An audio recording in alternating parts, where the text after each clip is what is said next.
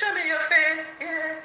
Oh, where is your face? Oh, show me your face, yeah. Where is your face? Faith, open the gates of heaven, open the doors of heaven, open the storehouse of heaven, break through Jehovah's heart. So show me your face. Yeah, where is your face? Oh, show me your face. Where is your face? Faith goes by action. Faith affects all your beings. Speaks much louder. Yeah, yeah, yeah, yeah. In our thoughts, in our deeds, in our words, in our ways, in our lifestyle, yeah. So show me your face, yeah. Hey, where is your face? Show me your face. Where is your face? Rebose yantu bunari bose, yeah. Rebose. Ribose yantu no ribose. Oh, yeah, rebose you. Faith is not something you can hide inside of you. Oh, without voice, no, it doesn't walk that way. No, it doesn't go that way. So show me now your face. Oh, hey, where is your face?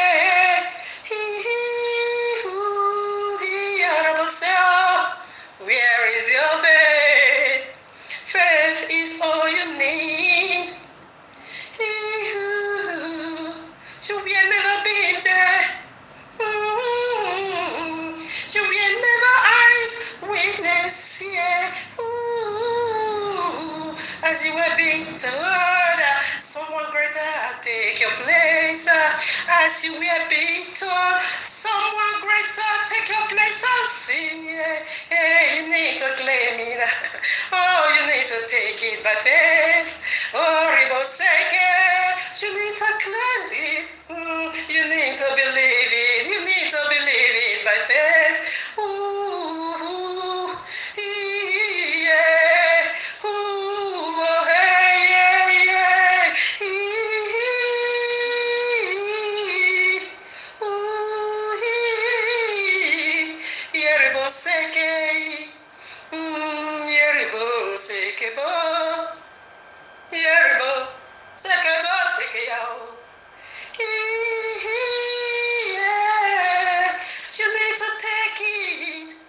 You need to claim it. You need to believe it by faith. Yeah. That is all you need. That is all your part. That is all your role. That is all your seed of rest. Through salvation, Yemasekebo, Yerebosekebo, Yerimashantala, Reboseke, Yebose, Yemosekebo, yeah, I wasn't there. I wasn't there, yeah. I wasn't there when he died on the cross. I wasn't there, yeah. I will never there. I wasn't there when he died on the cross. How he did it, I cannot tell. How much was that price? I cannot tell why he loved me this way. I cannot tell. Do I really deserve this great mercy? I don't know. Yeah, I don't know. Yeah, I don't just know. This is a print of a perfect picture. of eternal pure love. Yerebose, this is how he did it for me. This is how he did it for you. All we need to do is to claim it by faith. All we need to do is to claim it by faith. By faith.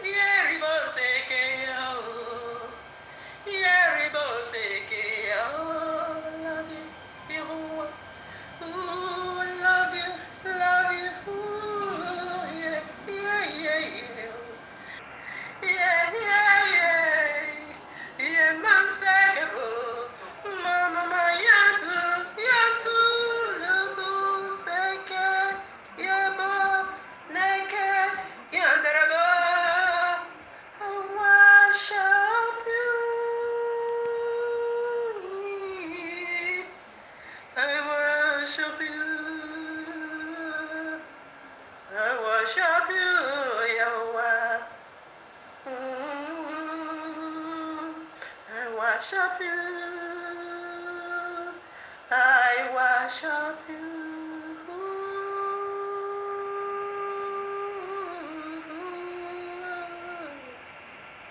Greetings to the 12 tribes of Israel scattered in the four corners of the earth, and to the Gentiles called by the name of Abba Yehovah. Shabbat Shalom, much love, much prosperity attend you family, for you are the reason of our time like truth, because the time is simply near. Just as we see the days goes by, and so draw nigh the coming of Yahushua HaMashiach.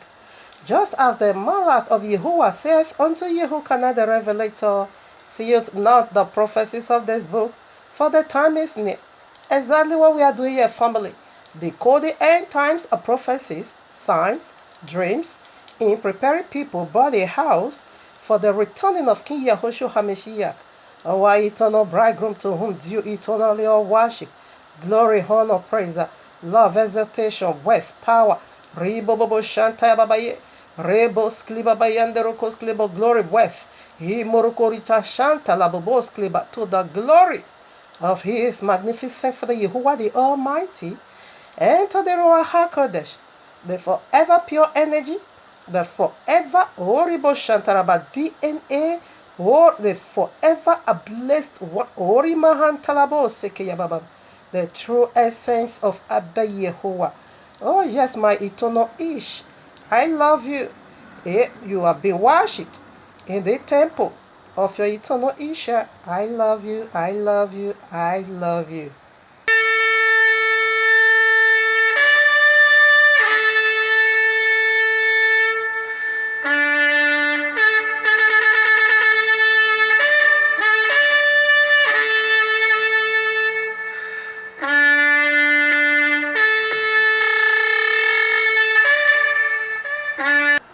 I think everyone heard this.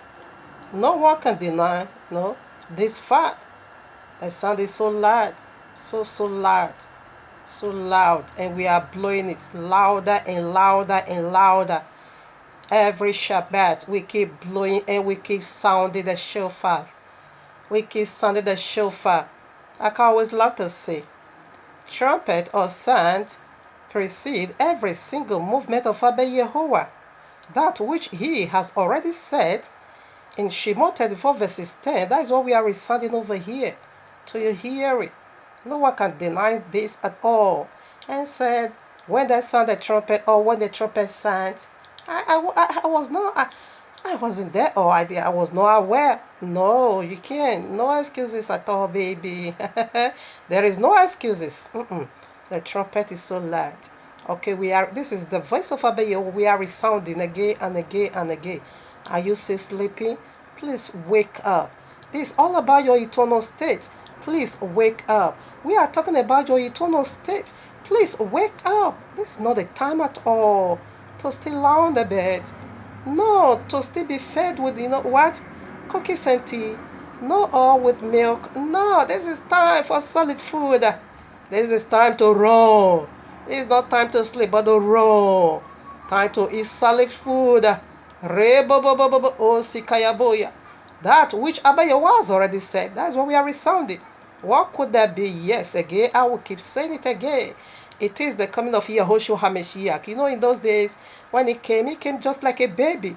That was why the filthy men lays their filthy hands upon him. But this time is coming like a rally lion. Who will dare Naribo Sekeribo with the power of all heaven? Hey, the prophecy says all heaven is going to be shaking. That is his divinity. I would rather make peace with him in order to be his bride than to be calling him for fight, than to be computing with him, than to be living in disobedience, than to be keeping what I don't see from Israel law, than to be adding into what he said, than to be throwing words in his mouth. I'd rather make peace with him. If you love me, simple as that, keep my commandment. Is there any stain in your garment? Right now, this flying doctrine, this demonic flying doctrine has already been, infiltrate your soul. Right now, that is what we are doing here, because this wickedness of the wicked ones, oh no, has already hypnotized third part of humanity. That is why we feel that it's awakening without silence. We are speaking every now and then. Right now, so if they stay in your garment, family, my brother, my sister, wake up and dust it out. This is the nature of this segment. Lest I forget this, and never will I.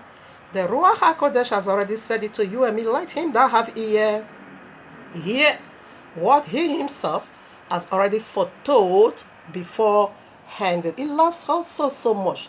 That was why he said he will never allow nothing to take us by surprise. This is the meaning and the deep, glory of prophecies. Well, first of all, throw it down in case it begins to take place. You will know how to put your house in order, and you will know how to act, to speak. Okay, it is there to guide you. All right. So he said, "Let he that have ear hear." Why again? A lot, in fact, part of humanity, they don't have spiritual ears, or rather, their ear is not being, circumcised. They are hearing the voice of uncircumcised deity. All right. When the first woman heard that voice, she go for it, and that same voice is resounding powerfully here today. Okay, here today. So we that is already awakening by the power of the Ruach HaKodesh, is what we are doing. It says, sealed not at all the prophecies of these end times, for the time is simply near. Exactly what I'm doing, what I know, I don't shut up. What he reveals unto me, I make a big, show of it. Come and see and come and hear. That is what we are doing over here, because third part of humanity here is already been dedicated unto the golden calf, and today they are hearing the voice of the golden calf. Now, how can you detect or figure out which voice belongs to the golden calf, which voice is uncircumcised? Here is the way out. Here is the way out. When it says he abolished the royal law, run for that voice. When it says the royal law is corrupt, run for that voice. When it says do it your way, run for that voice. When it says it doesn't matter, grace cover it all, run for that voice. That is the voice of uncircumcised, and that is the voice of the golden calf that is already deceiveth third part of humanity today. Revelation 12, now we are coming into that.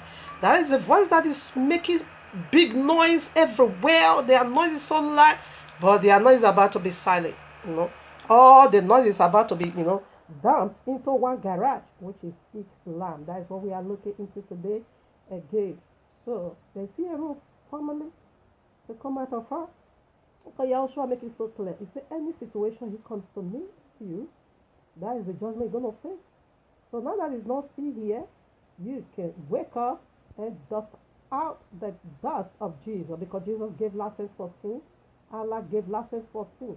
Allah said, who did not sin, he will destroy and create a nation that will sin. That is license for sin. And Christians don't say Jesus done away with the law. Which time the part of homosexuality, they said the grace cover. Lesbian, they will say the grace cover. All their dirty attitude, their rotten stick, When we try to address them, we say, we are not under law, we are under grace. Yes, the grace of Jesus is the license for sin.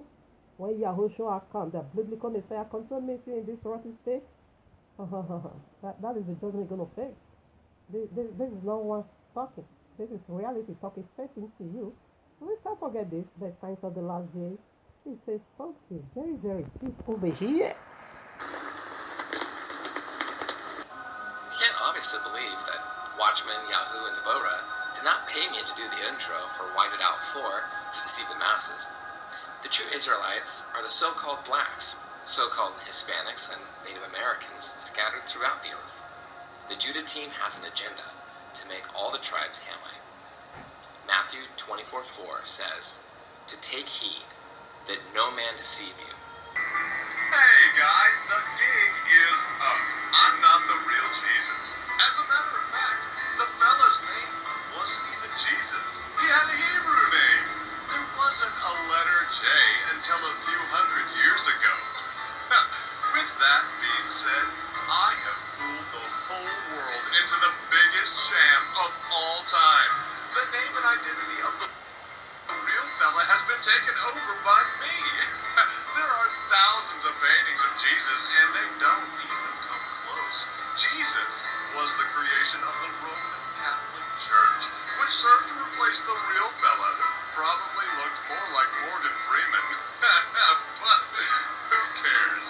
The truth doesn't matter, as long as you pay your tithes. Gotcha. Alright, now, prior to this, we got a precept. Today, I feel like doing it together again with you. Let's do it together. Okay? Revelation 12 now. So read that along. If your Bible is right there with you, pick it up and let us do it together. Okay? I read now. Let's go. Let's get started. Are you ready, baby? Let's do it together. It is the word of our Father, for reproof, for cleansing, for deliverance, to make you wise. This is it. Prior to what you just heard, let's do it together. Revelation 12 now. Read along with me. And the great dragon, did he do that? And the great dragon was cast out. Is great, okay? That old serpent is old. Old is something that lived before, that has an origin that can be traced back. Old origin, called the devil and Satan. They are one body, one tree, with different, branches, which deceiveth the whole world. Did you get that? Yes, breaking heart, which deceiveth the whole. This has some part. Are you reading along with me?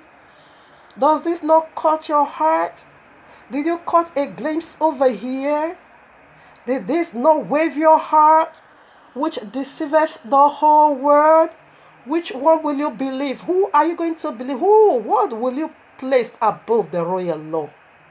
Who are you going to place, or what will you place now above the biblical Messiah that saith, until heaven and earth pass away, the royal law can't? Who are you going to place above his word?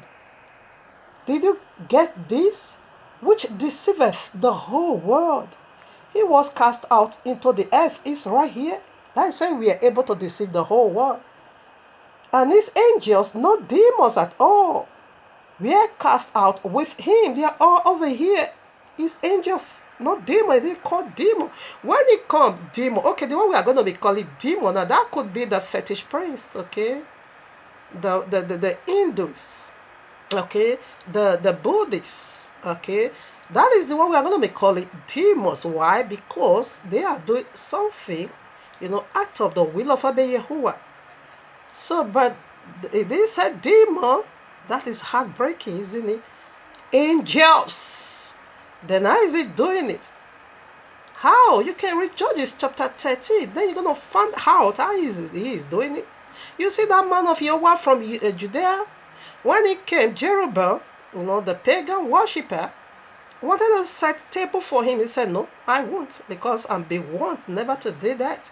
Now look at how he's doing it. Look at how he masquerades. This is the reason why he said angels. Now he escaped that. When you now come to the old prophet, old prophet, Okay, when I come to the old prophet now said, I am a prophet like you. The same Yehovah that spoke with you has also given me this prophecy for you. So we are serving one deity. He yielded. He gave to the false prophets. And I went along with him and eat bread and drink water. So he lost his life that same day. He was being killed and torn by a lion. Because Abba Yahweh said, don't, in this mission I'm sending you, you don't take water, you don't take bread. In fact, the way you pass through, you take another way while you are coming back. So he escaped that of the pagan worshiper, the Babalawo. But when I come to the old prophet, he couldn't. He gave in to him and he breathed his last. So that is how they works as an angel. Today, who could those groups be? It is the Christendom. 100%. Mark this video. They are the angels he is speaking about over here. So it's a call to wake up. Wake up. Wake up. If you are sleeping, wake up. It deceiveth the whole world. Christianity claimed almost, if we go by birth, they claimed more than half of the world population. Okay, just by religion, Christianity is 2.7 billion. They are the largest religion on earth. So they have a strong hold upon every part of the corner of the four corner of the earth. This is how their Jesus deceiveth the whole world. We know Jesus is also in Islam. So let's come to that. About 6 billion, because Islam is almost 2 billion. Okay, Christianity is almost 3 billion. Without birth, if we are to include birth, they are more than 3 billion.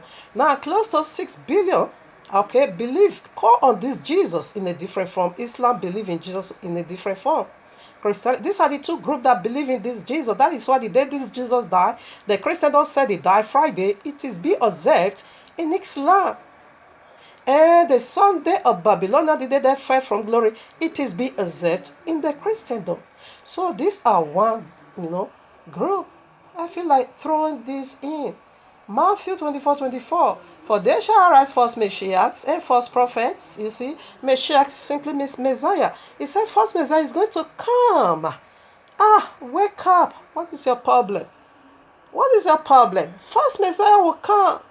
And how are you going to know they are false Messiah? By their ways, by their fruit and their words, their attitude, their character is snake in the name of Jesus. Whereby the biblical Messiah said, even though we parents, we are evil, okay, but yet no one of us will ever give snakes to our children when they only ask for fish. We know what snake is. You can't give it as bad animal, you can't give it to your children. Okay, but this Jesus is feeding his people with snake. He's snake in the name of Jesus. You want to tell me that is bad, Jesus? Now, that is when you say that you are just calling upon the wrath of Abba Yahweh upon you. There is no bad Jesus. Jesus is just one. He is bad in totality. There is nothing good in your Jesus. Change everything. Abolish the royal law. That's true. And false prophets. When Babalawo come to it like the story, like what the event that took place in Judges 30. Was it Judges 30? Yes. Go to find it. Okay, the Babalawo. You can't escape, but the false prophet you can't. TB Joshua, no, you can't. All this kind of Suleiman, you can't. Crystal Hinnom, you can't. Okay, listen now. And false prophets, they shall show great signs and wonders. Come on now. They are going to be doing great signs and wonders. In so much that if it were possible, they would deceive the very elect. That is what we are talking about here. Our mouth is so opened only for the reason of the elect, okay? You that is not being elect, or you that is not the chosen, when you listen to this message, it's going to be utterly useless unto you. So what are you saying? Jesus is doing miracle. Of course, if Jesus is not doing miracle, they will take our desperation somewhere else. Because this first Messiah needs to be doing great signs and wonders, and this prophet needs to be doing great signs and wonders. That is what we are waiting for. We are being expecting that. Messiah cannot lie. The biblical Messiah cannot lie. He said this is what is going to be going on in the signs in the last days.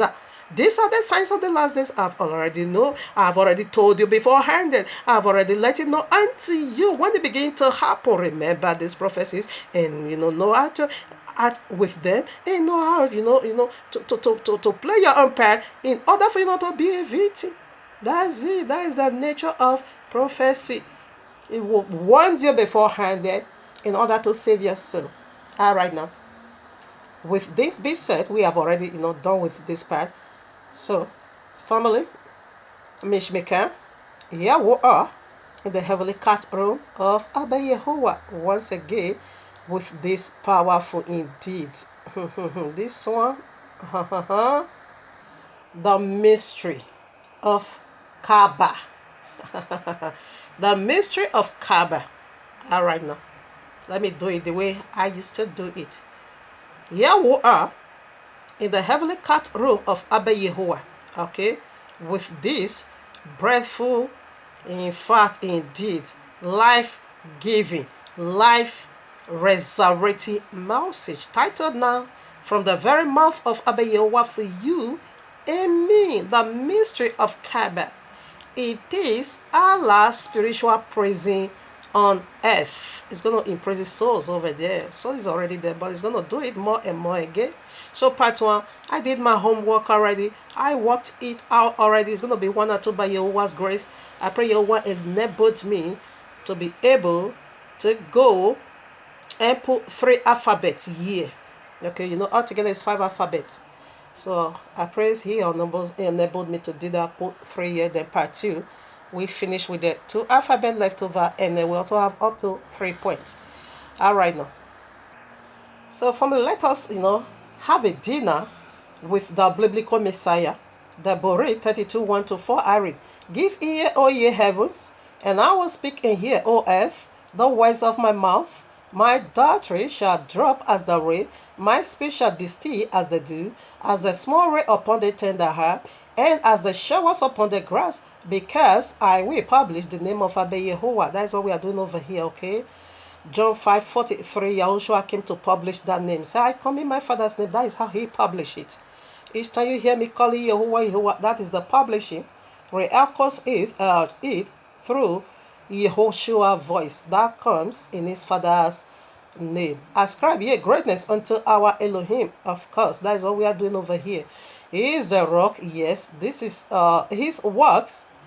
His work is perfect. Yes, for all His ways are judgment. That's correct. A Elohim of truth. That's correct. And without iniquity. That's correct. Correct. Just and right is He. Hallelujah. Our glory. Just and right. That is eternally correct. Is He?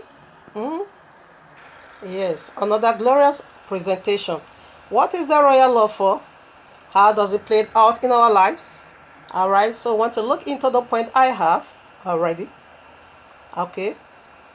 Point 1 goes like this. It functions as a sacred marriage covenant between Yehovah and His people Israel. Point 2. It outlines how the marriage would function, its stipulation, or what makes it a happy and a fruitful marriage. Point 3. Its precept describe how the marriage would function. Point 4. Its word picture tells what marriage life would be like. Point 5. Its judgment describe how each of the partner would relate to each other. Point 6. For either party to violate this agreement, violate the marriage itself. Point 7. For for the groom, promise never to violate it because the groom is Yehovah. He has never ever broken his, so he don't have the appetite at all. He's so powerless. It's not in his nature. That is not his nature. He can't do it and never will he. And that is the guarantee you and I have today, that heaven is our home. This is why we can boast. This is how we can brag of heaven is our home, because of His faithfulness. Okay? Because of His eternal love. Because of His eternal mercy. That's it. Okay?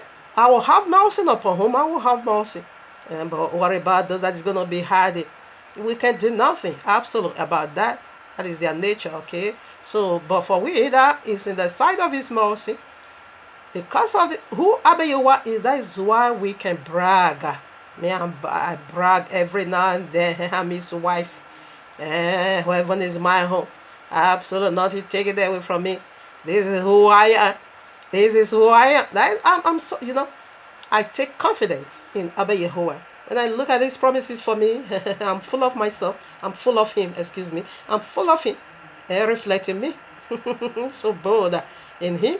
Yeah, he make me laugh. He makes me laugh. I can say that again and again and again. So what about the mad Allah that says Shabbat is perpetual, is no more perpetual? What about the mad Jesus that says Shabbat is perpetual, no, now is no more perpetual? They are mad. You can these are not worthy to build their salvation on. Salvation is eternal state. Okay, we are talking about eternal state. When you miss this salvation, therefore you won't miss the other side. These both sides, they are eternity. The link of fire is eternity.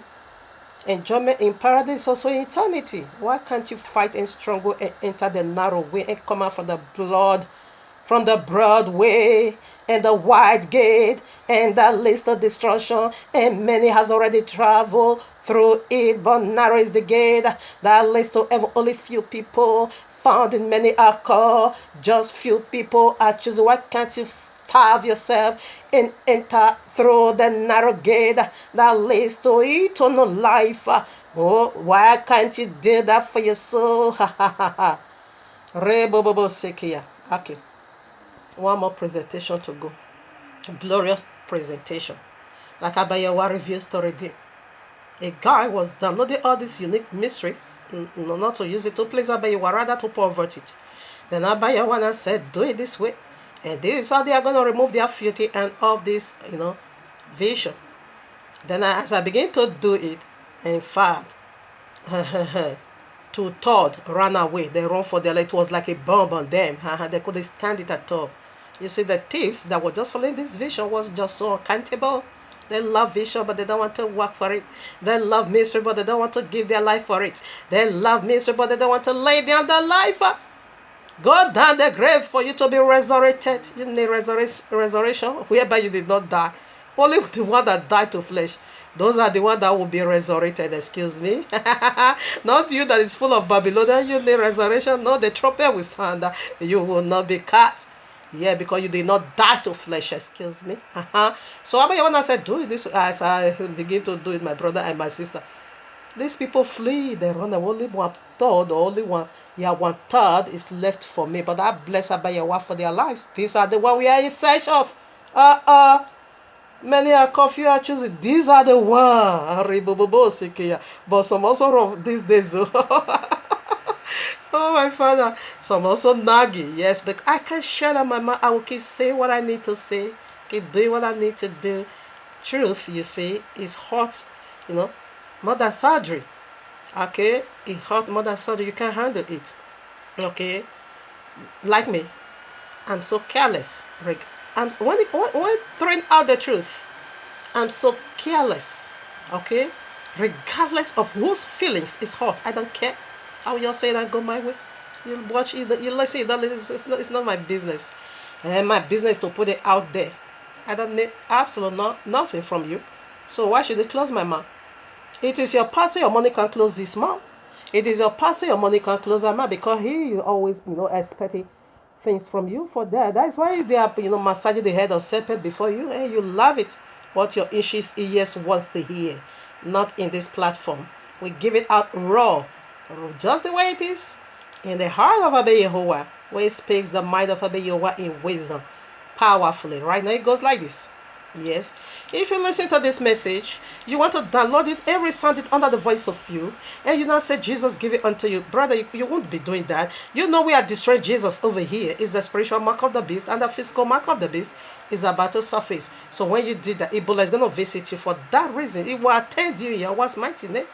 When you listen to this message, you want to download it and resound it under the voice of you, and you now use it to please any deity such as Allah, Christian Ghost Fire, and their Jesus. The causes of Sapphirus and Ananias will attend you in Yahweh's mighty name.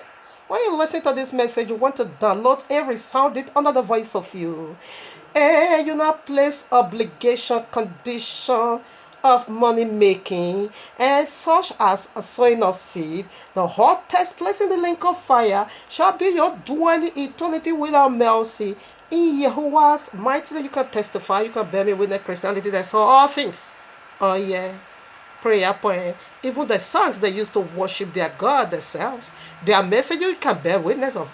And catch it. They are selling all things. That one, if you are really to yourself, And then you want to deceive yourself, you can bear me witnesses of that. So you don't do that. We don't sell it. Freely we get it from Yehovah, and freely we pass it out. That's it. That is how it works, okay?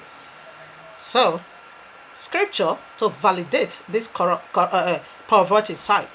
You can go to Joshua 6:26, Acts of Apostles 5:1-11, Acts of Apostles 36-12, Revelation, the biggest of the biggest, 22:18-19. However, it goes in this both way. If you download it, you want to resound it under the voice of you use it to please obey Yehovah that gave it the vision, and also reaching out to the Lordship of Israel and also the chosen Gentile. Eternal glory is yours, not to worry about that. Double honor is yours, not to worry about that. Double anointing is yours, not to worry about that. Because of it, this saying of Abba Yehovah is going to be fulfilled.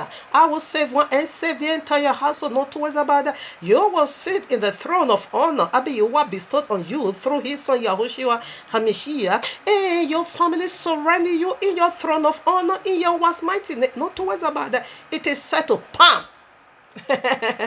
In Yahweh's mighty name. So right now, with this being said, let us run this race together. The mystery of Kaaba. Want to do it. We want to flog every demon over there. These 5 demons. I'm going to flog them so severely without mercy. Stay tuned. Here we go. This is breaking news vision. Outstanding vision. A grand shaky vision. Fire for fire vision. A life enforced vision, a living water vision, a new wine vision, trumpet sound vision, no hiding place for Allah's vision, dancing on Allah's head vision. All right now, no smoke without fire vision, unrefutable vision, a truth for life vision, smoking gun vision, deep center of reality vision, a super duper vision, get out of my way vision, a yoke and chains breaking vision. Now we are just on our way to the mountain top in order for us to see very clear this word called aka Kaaba. This is another Ebola virus. Allah's long in the fire chaos. Kaaba unlocked. Kaaba unfold, Kaaba unveiled, Kaaba undo. So we go for the very first letter, which is called what? K. What did it go for? The letter K. That set the stage, or that set the record. Simply go this way. Knowledge of evil knew all except one, Yahushua HaMashiach. Him alone. Everyone ever lived, exists on this earth. Knowledge of evil knew every one of us, everyone except one, Yahushua. Quran is so filthy, Quran is full of lies, but yet he admit this fact that devil, the Iblis, touch everyone except Quran also throwing some lies, okay, except Yahushua, that Messiah, and his mother. No, Iblis, devil also touched his mother. Only Yahushua, the devil not touched. Everyone that ever lived, knowledge of evil knew. All of us. That was why Abayewa say, even though you are evil, come on now. Can your son ask you for a fish and you will not go and give him a snake? Although you are evil, but yeah, you still know how to do good things for your children. What about me that knew not evil? That's it. Knowledge of evil knew everyone. And this is the very first letter of this word called Kaaba. And this wicked feast, this wicked Kaaba, we also have it in my father's village. And I never knew Allah. So, sneaking over there. There's one wicked feast they are doing every three years. They call it Kaaba. The day I saw this, that is the holiest of holies of Allah, Kaaba, I said, what? Wish me this spirit also found his way to my father's village. And we love those feasts those days. Once in 3 years. The other one, they call that one Ishoko. That one is once in 4 years. They must, first of all, do this a Kaaba before next year. A Kaaba is the one to prepare the way for his Shoko. How did it work? How are they doing this wicked feast? Kaaba will prepare the way for the Ishoko. The Ishoko is to test black magic power. that they will invoke voodoo upon themselves. Then you will not see them with a very sharp machete. They will begin to use matches to slaughter themselves, but it will never penetrate. Except the one that is voodoo is so low, except the one that his power is so low in the spirit realm. Yes, the one that have the highest authority is gonna slaughter you.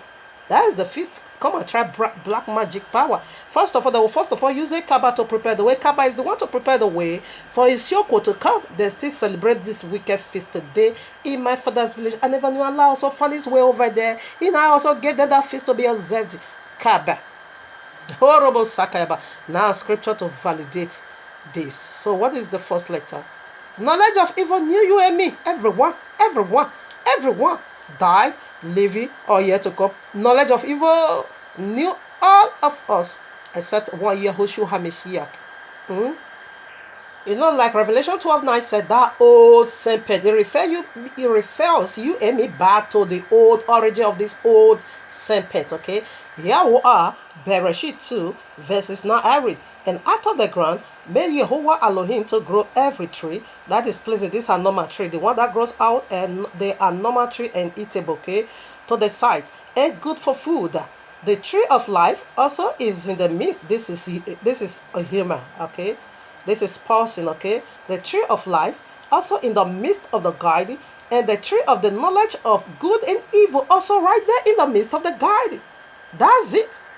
So good is over there, evil is over there. Life is over there, link of fire is over there, obedience is over there, and disobedience is over there. The author of obedience is the tree of life, and the author of disobedience is the author of evil, the one I just read, that knew you and me. This is what they call familiar spirit. This is what they call generational curses. Yes, this good Christian does say there's nothing like generational curses. What? Knowledge of evil knew all. He knew all. What? No generational curses. Genesis 3. That is the generational curses. Ma, are you still walking? That is generational curses. Inherited from our father Adam. Woman, are you still going through pains in childbearing? That is generational curses. Inherited from our mother Kawa. Woman, are you still seeing blood every month? Yes, that is generational curses. Inherited from our mother Kawa, the first woman. Ma, are you still walking? Are you suffering? You know, to walk is your punishment. Yes, that is generational curses. Inherited from Adam. Oh, people, man and woman, are you still dying? Did you see people still die? Yes, that is correct. That is generational curses. Inherited from our forefather Adam and Kawa. That's why we die.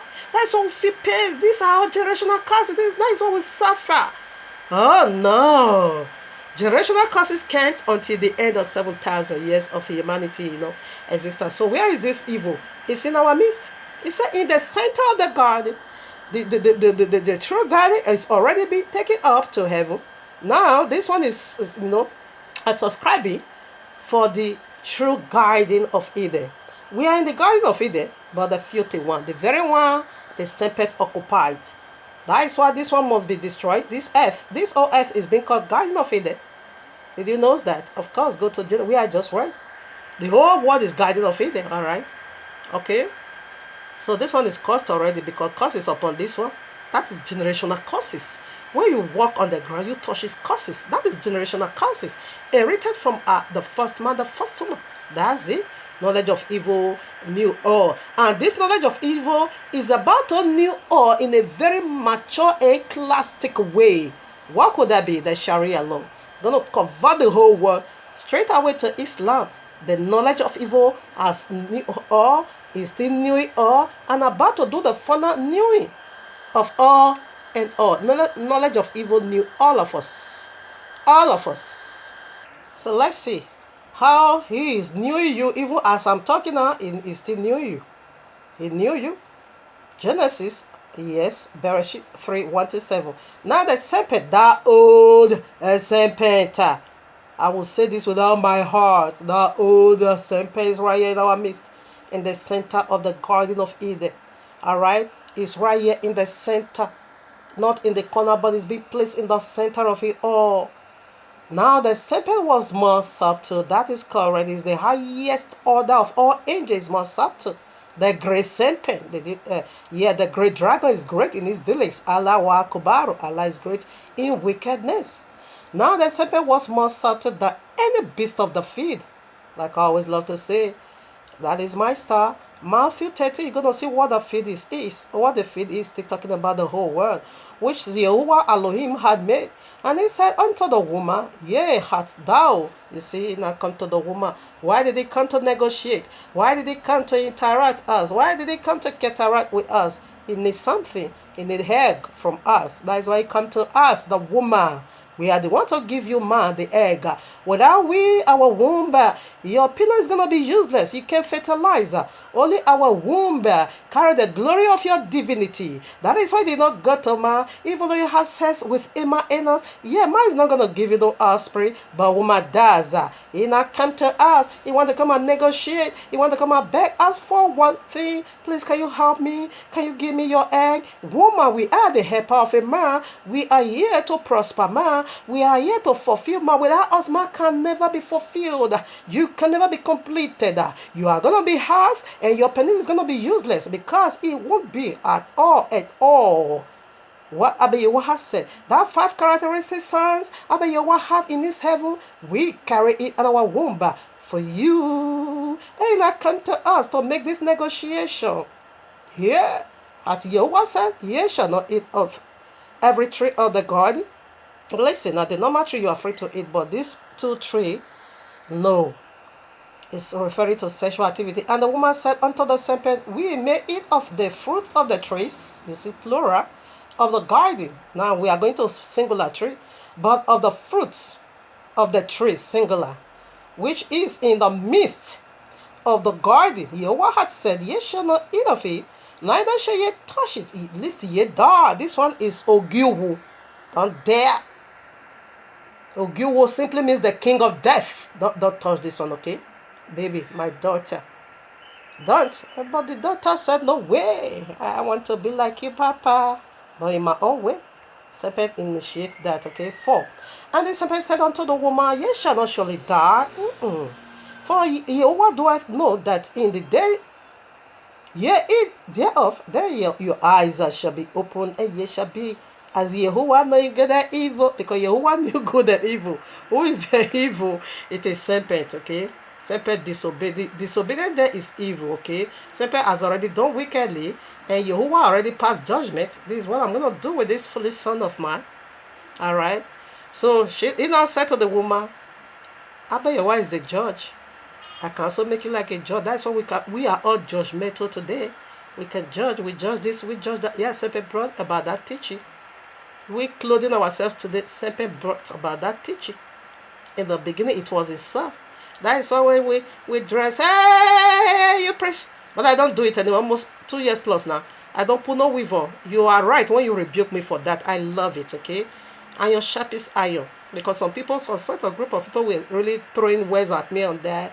Why are you putting weave on? Why are you putting this? But I will wear trousers. Sorry, I can't help it out. Because that is not what we are talking about here. Weave on symbolize, authority of our head. You putting a man-made something on your head, you are covering your glory. You now become the covering of yourself. That one I understand. I done away with. Abba Yehovah even rebuked me. Okay, you have been saying it, I didn't even listen. But when Abba Yehovah did it himself, I throw in the garbage. All my weave, I throw everyone. 2 years now, more than 2 years now. Nothing of that I never will it enter my head. No, I go by my own natural hair that symbolizes the natural Messiah, which is my husband Yehoshua HaMashiach. I'm not putting no covering upon his head. He is my head. Put it that way, which means I'm covering him. Not to have his way. These are all carry weight. These have spiritual significances. So I agree with that.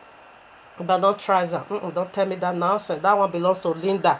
Jesus said you shouldn't put on trouser. That is total garbage, okay? So right now, that is what we can judge. We become judgmental. Serpent taught that.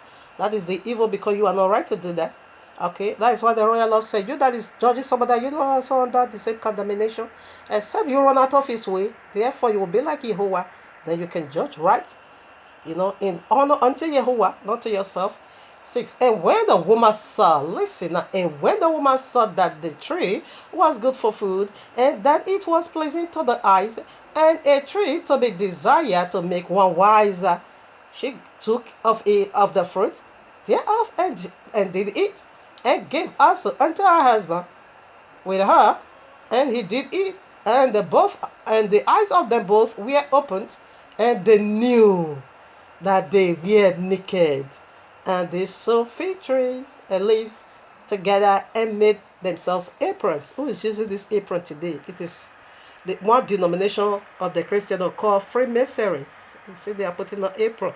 Knowledge of evil knew her. So this is where serpent come. You know, serpent fell already. He knew evil, he deceived himself already. So this is where he introduced unto us his ideology, his ways. Come, this is how I did mine. You know, I get freedom from this papa already. I want to be on my own. I don't want nobody to guide me. This is how I did mine. But I'm like him, okay? Do you also want to be a part of that? And the woman said, I think it's a good idea. Seems good to me. Therefore, and I said, eat of me. I'm going to impose the power in you. Alright? That's it. And she go for it. But he never imposed no power, but rather wickedness. Genetically modified the sister. That is the evil that knew you and me. Genetically modified the organism. Our DNA became polluted. The DNA of the first man, the DNA, the egg of the first woman, the womb of the first woman, the DNA of everything got polluted. That is how the evil knew you and me. That is why this evil keeps spreading until the end of 7,000 years. That is why you can lie. That is why you can steal. That is why you can do all this wickedness. Yes. Fornicate. You are not afraid of Yehovah because knowledge of evil knew you and me. Yes, that is true. So let's see how this evil is still working in you and me today. It's still working, okay? It's still carrying out its, brutality against everyone. Alright, now Romans 11, this is how you operate. Not that you don't know bad is good. Not that you don't know evil is good. Not that you don't know sin is bad. Excuse me, not that you don't know bad is evil. Not that you don't know, doing evil is bad. Not that you don't know sin is bad. You just go for it. Yes, it lives in you. That's it. Romans 7, I read 11. I'm going to be jumping over. For sin, taking occasion, that's it. Sin is a person, okay? Sin is a person. What is it? Sin breaking the royal law. And we'll see sin is a person. It break it right in Genesis 3. That old serpent is the one we are talking about over here. For sin, taking occasion by the commandment, deceived me, and by it slew me. Wherefore the law is holy, and the commandment is holy, and just and good. Was then that which is good made death unto me? Yet forbid. But sin, that it might appear, sin working death in me, by that which is good, that sin by the commandment might become exceedingly sinful. Okay, for we know that the law is spiritual, but I am carnal. It will make you carnal, okay, to dwell in flesh. Sold under sin, that's it. Sin is a person, sold unto him. And where do we get the attack? Right in Genesis, where I just read. 15. For that which I do, I allow not. I want to do good, but I can't just do it. For what I want, that I do not. Excuse me. For what I want, that do I not. But what I hate, that I do. If then I do that which I would not, consent unto the law that is good, now there is no more I that do it, but sin that dwelleth in me. This is a great man of your work, talking about how sin is working in him. And here he was explaining life without under the law, because he was a Pharisee. Everyone knows that. It's in the law. Okay, keep it to the royal law, and never accept Yahushua HaMashiach. So he explained unto us how difficult it was on the law without grace, without Yahushua HaMashiach. You can't get it right. Never. You can't. 15. For I know that, 18. For I know that in me, that is in my flesh, dwelleth no good thing. For to will is present with me, but how to perform that which is good, I found not. For the good that I do not, but the evil which I would not, that I do. Knowledge of evil, that is the first alphabet. But if I do that I would not, it is no more I that do it, but sin that dwelleth in me. I found there a law that which I would do good, evil is present with me. If I want to do good, evil stand is everywhere. Knowledge of evil knew everyone. That is how you miss it. That is how you cannot do good from first day of the week way down to the seventh day of the week. You must mix it. Me, myself, when I do something, I'll say, how can this be? I knew this is bad. I knew to lie is bad. Why? I knew to do this is bad. Why? I knew to talk about something that is not really appropriate. It's bad. Why am I doing it? Sometimes I still do wonder why. Why? Yes, because the body of corruption is over here. The body of corruption. Not that I do it saying, I'm just giving it as an illustration. Okay, like if I don't want to talk, if I don't want to talk, you call me. I'm so sorry. I'm on another phone. Please, I'll call you back later. I drop my phone because I don't want to talk. Meanwhile, that is a lie. But if I tell you I don't want to talk, I don't know if you will accept that for me. If I tell you I'm not in the mood to relate to that watch, I don't know how you're going to handle it. Therefore, I will just lie to you. Sorry, I'm receiving other call from other of my phone. Then I just drop it. Let me rest. Yes, I'm doing it. Okay? I'm doing it. Or sometimes when I see that your talk is too much, the next year I will just ring my phone by myself. I will just ring the other of my... Oh, so sorry. If somebody is on the line calling me. It's not true, eh?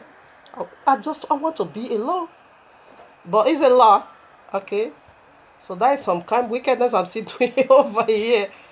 All right, now, because if I tell you, please, can we end this matter? Maybe you're gonna feel sad, and you want to talk, and me, I'm not ready to do that. Maybe you're gonna take an offense, and I don't want you to be hungry. Therefore, I have to use some wisdom and say, please leave me alone. But sometimes I also see that as the wisdom of Father Abraham when he said to Sarah, Mama Sarah, please, where we are going, they are so godless. They don't have the fear of Jehovah. They are full of iniquity. They are garbage. Please, can you tell them you are not my wife, but rather you are my sister?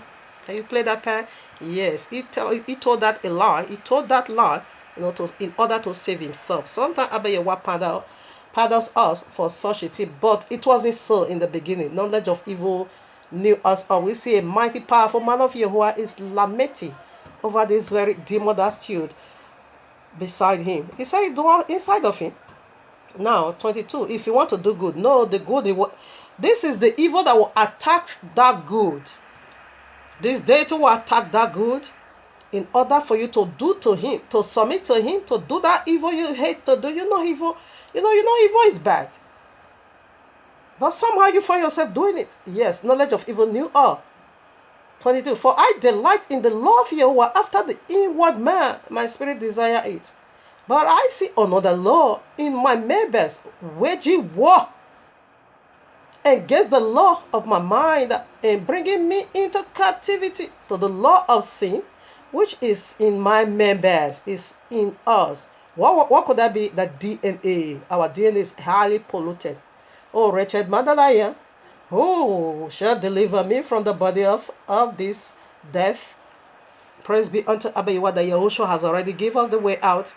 You see, Revelation 12, I think 10. The serpent keep, accuse the brethren. He call us saints over there. But serpent keep accusing. Say he accuses the brethren night and day before Yehovah. Any weapon they find in us. He will ascend and say, she told a lie. Is she not at home? Why is she lying? And the royal Lord said, thou shalt not lie.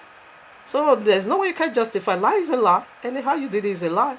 See, this is what is used to wage war against us. Any unfaithfulness. And he is the one that attacked us to act unfaithfully because it's inside of us, the DNA. That is where the corruption is. So that same attitude of him or madness of him, he will still use it to accuse. You see, Apostle Kepha, the one you call Peter, okay, he said the spirit wills, but the flesh is so heavy. Yes, that is the enemy within us. The author of Proverbs said, the worst enemy we have, it is our flesh, but you cannot do without your flesh. So knowledge of evil is in our flesh. Our DNA is polluted heavily. Only one. This knowledge of evil did not know, which is Yahushua HaMashiach. Alright, now here I am. What is the first alphabet of this word called Kaber? Simply go on. Knowledge of evil knew all. Genesis 3, that is where he introduced us into that knowledge of evil. I don't see how you will have a dialogue with a serpent and you won't get hurt. You will have a dialogue with devil and you will get hurt. No, that is not true. When the woman, at the very moment the woman begins to have a dialogue with a serpent, therefore she got hurt. And from there, evil knew all of us. She opened the door. So I read now. Psalm 14 verses 1. The fool. This evil will make us so foolish. How? You hurting yourself. You hurting your eternal state. And you think you are doing something good to yourself. No, that is how you become foolish. Because you are just hurting yourself. Okay, the fool had said in their, the fool had said in his heart, there is no Yehovah. This is evil, okay? They are corrupt. That's it. They have done abominable works. That's it. There is none that doeth good. Who is good? No one is good but Yehovah. No one is good but Yehovah. We don't want to do his will that is good, but we want to carry out the evil, the corruption of the evil, knowledge of evil, which is the serpent, that old serpent. Yehovah looked down from heaven upon the children of men to see if there were any that did understand and seek Yehovah. If you want to be read to yourself, you will know you are out of the line. If you are not doing what the royal law says, you are utterly out of the line. Then this goes for you. And then you need to repent. That's it. If not, you face the wrath. That's it. 3. They are all gone aside. That's it. Where do we start this going aside of it? Genesis 3. The knowledge of evil knew all of us. They are all together become filthy. That's it. Our DNA is heavily polluted. There is none that doeth good. No, not one. Thanks be unto Yahushua HaMashiach that make us good today. If you return back to the royal law, because we are so wretched, we are so filthy. The fool says in their heart, there is no Yehovah. So let's see it in another form. How the fool is saying in their heart, there is no Yehovah. We see the foolishness of the first man, the first woman. You go by your law. You want to be, make name for yourself. You want to be on your... This is how you become so foolish. Because Abayawa is going to sit judgment. You don't even think about the consequences. You don't even think about the repercussion. You don't even thought of it at all. How is it going to work? Hey, if it backfire on me, how can I stand it? You just go for a blind belief. And you go hot. This is how you become so foolish. Alright. So let's see who started this foolishness. Okay. Because this foolishness started with some deity. That is what we are talking about here. It started with some deity that say you want to, outrun by Yehovah. So you become so foolish.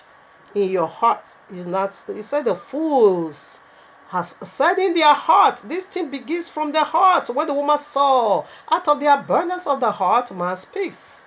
She said, wow. It is very good, A trick to make me, to be wise. A trick to make me, she go for it. Her heart not desires it. And she not speak it out. And she not act. And she not got the repercussion. Because she's become so foolish. How can you do that great wicked and you think you will go unfree, scar unfree? No. You need to face the penalty. Yeah. Here I am, Tehali 14:12. I read. How art thou fallen from heaven, O Lucifer, son of the morning? How art thou cut down to the ground, which didst weaken the nations? Is that this weakening of the nations right in Genesis 3? He is the foolish deity. He became so foolish to himself in his heart. Listen up. For thou hast said in thy heart. That's it. The fools have said in their heart, there is no Yehovah. For thou hast said in thy heart, I will ascend into heaven. I will exalt my throne above the stars of Jehovah. I will sit also upon the mouth of the amount of the congregation in the side of the north. I will ascend above the highest of the clouds. I will make myself like the Most High. But it not becomes so foolish. Because the Most High is going to cast it down.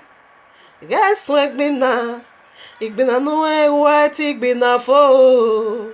Yes, ik ben na noe wat ik ben na fo. We yes, ik ben na noe wat ik ben na fo. Yes, ik ben na noe wat ik ben na fo. You want to run the race with the Almighty? No, you start a fight. Let's run the race. You must finish it. And where are you going to finish that race? It is in the link of fire. Because you started this fight. So you must finish the fight you started. You can't run away. The link of fire is going to humble you for that. So this is how you become so foolish. Okay? You want to run Abba Yehovah. You want to be the God of yourself. You don't want Abba Yehovah to govern you. This is how you become so foolish. So we see the foolish deity. And his foolishness, that makes him fear from glory. He now also imposed this foolishness of evil upon third part of humanity. In fact, everyone even knew us all. We all acted, even those we repent. I repented already. I don't take no thought of myself. I'm not wise in my own way. Whatever I'm doing, I always seek the guidance of Abba Yehovah. I don't do things in my own way, never. But before I used to. Okay, so the foolish, the knowledge of evil knew all of us. All right, but sometimes the flesh still acted. I'm not saying I'm a saint utterly. No, I will be sent when Yahushua comes. That is with a glorified body. It's gonna be. I'm gonna be equal now with angel, so I won't sin no more. But now I still do some madness. Okay, I still do some little wickedness. Flesh is still working somehow. Like what I throw out. Yes, I still do some. I still have some foolishness, okay? So I'm not altogether sense, but I will be. But well, you know one thing Abba Yehovah, one thing I learned from the ways of Abba Yehovah, sinning and taking glory in it, that is wickedness. Sinning intentionally, that is wickedness. But when you fall into it mistakenly, like that's when sometimes we all say something, I don't know, it's bad. But as soon as I put my head, Abba Yehovah will say you are sinned. Oh, it will reverse that voices. It will reverse what I said, the conversation I had, especially making some filthy jokes. It will just reverse it back. You shouldn't have talked this way. You call yourself a believer. You shouldn't. This is filth. Oh, I will say, oh, have mercy upon me, Abba Yehovah. Yeah, but I will say that when I go my way. I don't even know I have sinned. You see, yeah, because it is in the body of corruption. Sometimes this evil deity throw words in our minds, to speak filth. To have a filth conversation, to talk about people. Someone call you for gossip, like that. No, you don't do that. Someone call you to talk about something like this. Okay, that is what I'm doing these days. Well, okay, should I ask? I'm going to ask the policy. So if she said no, don't bother us, I was okay, my sister. This matter, you drop it. I'm not interested anymore. Which means it's not important. So, but if you ask me to ask, that's what I'm doing. If they ask me, what she do this, please, can I ask? You say, go and ask her, no problem. And be doing it. That is what I'm doing. I will just pick up my phone. I will just call my sister like this, talk to me about so character or so thing you did. Why should you do anything like this? Okay? Sometimes I will try to bring settlement. When they said don't ask, then I will know that is gossip. I'll say, okay, my sister, let's drop this topic. It's not important. Okay, so because I'm working on my salvation, I don't want you to be bringing me into gossiping, to be talking about people, to be gossiping people. It's not fair. I can talk about you. I can share your testimony. Oh, this sister, if you see what Yehovah did for that person, yeah, that is not gossip. I'm praising Yehovah for your life or your behalf. Yeah, I can talk on your behalf to elevate you, but not to bring you down. That I don't do. That is wickedness, pure evil. What did I say? Pure evil, undilutable evil. I don't do that. Never will I. All right, now, so we see the foolish deity. So now also get some accounts how this deity is working evil than you and me. All right, now here we are, Romans chapter 1, verses 20 to 22. I read 20. For the invisible things of him from the creation of the world are clearly seen. We know how pure, holy, righteous this Abayawa is. It's clear, it's very clear. Okay, it's not hiding. We know it is. But still, we want to do our own way. Yes, because even you and me. Be understood by the things that are made, even his eternal power and Godhead, so that they are without excuse. That's it. Because that when they knew Yahuwah, they glorify him not as Yahuwah, neither were thankful, but became vain in their imagination. In your heart, you not say you want to become like Yahuwah. In your heart, you not become fools. The fool says in their heart there is no Yahuwah. In the heart of this foolish deity, not said I'm gonna make myself like Yahuwah. And say yeah, they not became vain in their imagination. Where is your imagination coming? Right from your heart again. And their foolishness. Listen, I read the last verse. And their foolishness and their foolish heart was darkened. What is darkness? It is Allah, the folly deity, the folly seraphims, which is the serpent, the dragon, the Leviathan, the destroyer. Okay, these are all his name. Okay, the spoiler. Okay, these are all his name. He is the dark. Genesis 1, it was the darkness that covered the surface of the deep. All right, because he fell. They all fell from glory and now became darkness. And that is the darkness we are experiencing today. And it was so dark in your heart to fall like it do. You see, in their heart, you say you not become so foolish in your heart. Okay, these people they knew Yahuwah. These are not unbelievers at all. Unbeliever is where we just read Psalm 14:1. Yes, that goes for unbeliever who never knew Yahuwah. But this very Roman one, these are believer. We also see where we read in Isaiah 14. It was a powerful deity. All right, 22 now. Prophesying themselves to be wise, they became fools. When the woman saw the tree was desirable and make someone to be wise, prophesying themselves to be wise, they now became foolish, fools. When the woman saw the tree of evil, she not desired making someone to be wise. And prophesying over here, Romans 1:22, prophesying themselves to be wise, they now became fools. These people, they are born again. Not born again, no, they are born in pieces or born against. These are not born again. Okay, like the Christian, this goes for the Christian. Okay, but this knowledge of evil knew everyone. That's what we are dealing with over here. But how are we going to rectify the issue? It's only when you return back to the royal law that you will not make you wise. Because the royal law is going to make you wise among the heathens. Among unbelievers, it's going to make you wiser. Some people say you don't. You need to be wise in my own way. You need to be wise in my own counsel. You need to be wise in my own doctrine, in my own visions and revelation. You need to be wise in me. You don't have to be wise through the royal law, because you know when you do that, he is a gunner. He lost his authority over you. So let's see in another form, how did he knew us? It goes also in this way, Genesis 4:1.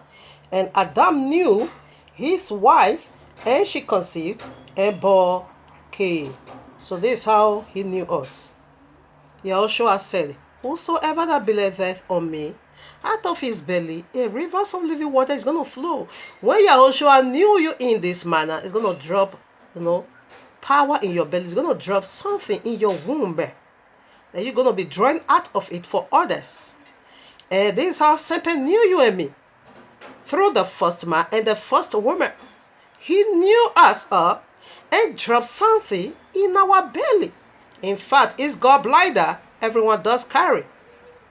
Bitter life. His wickedness, everyone does carry. Opinion.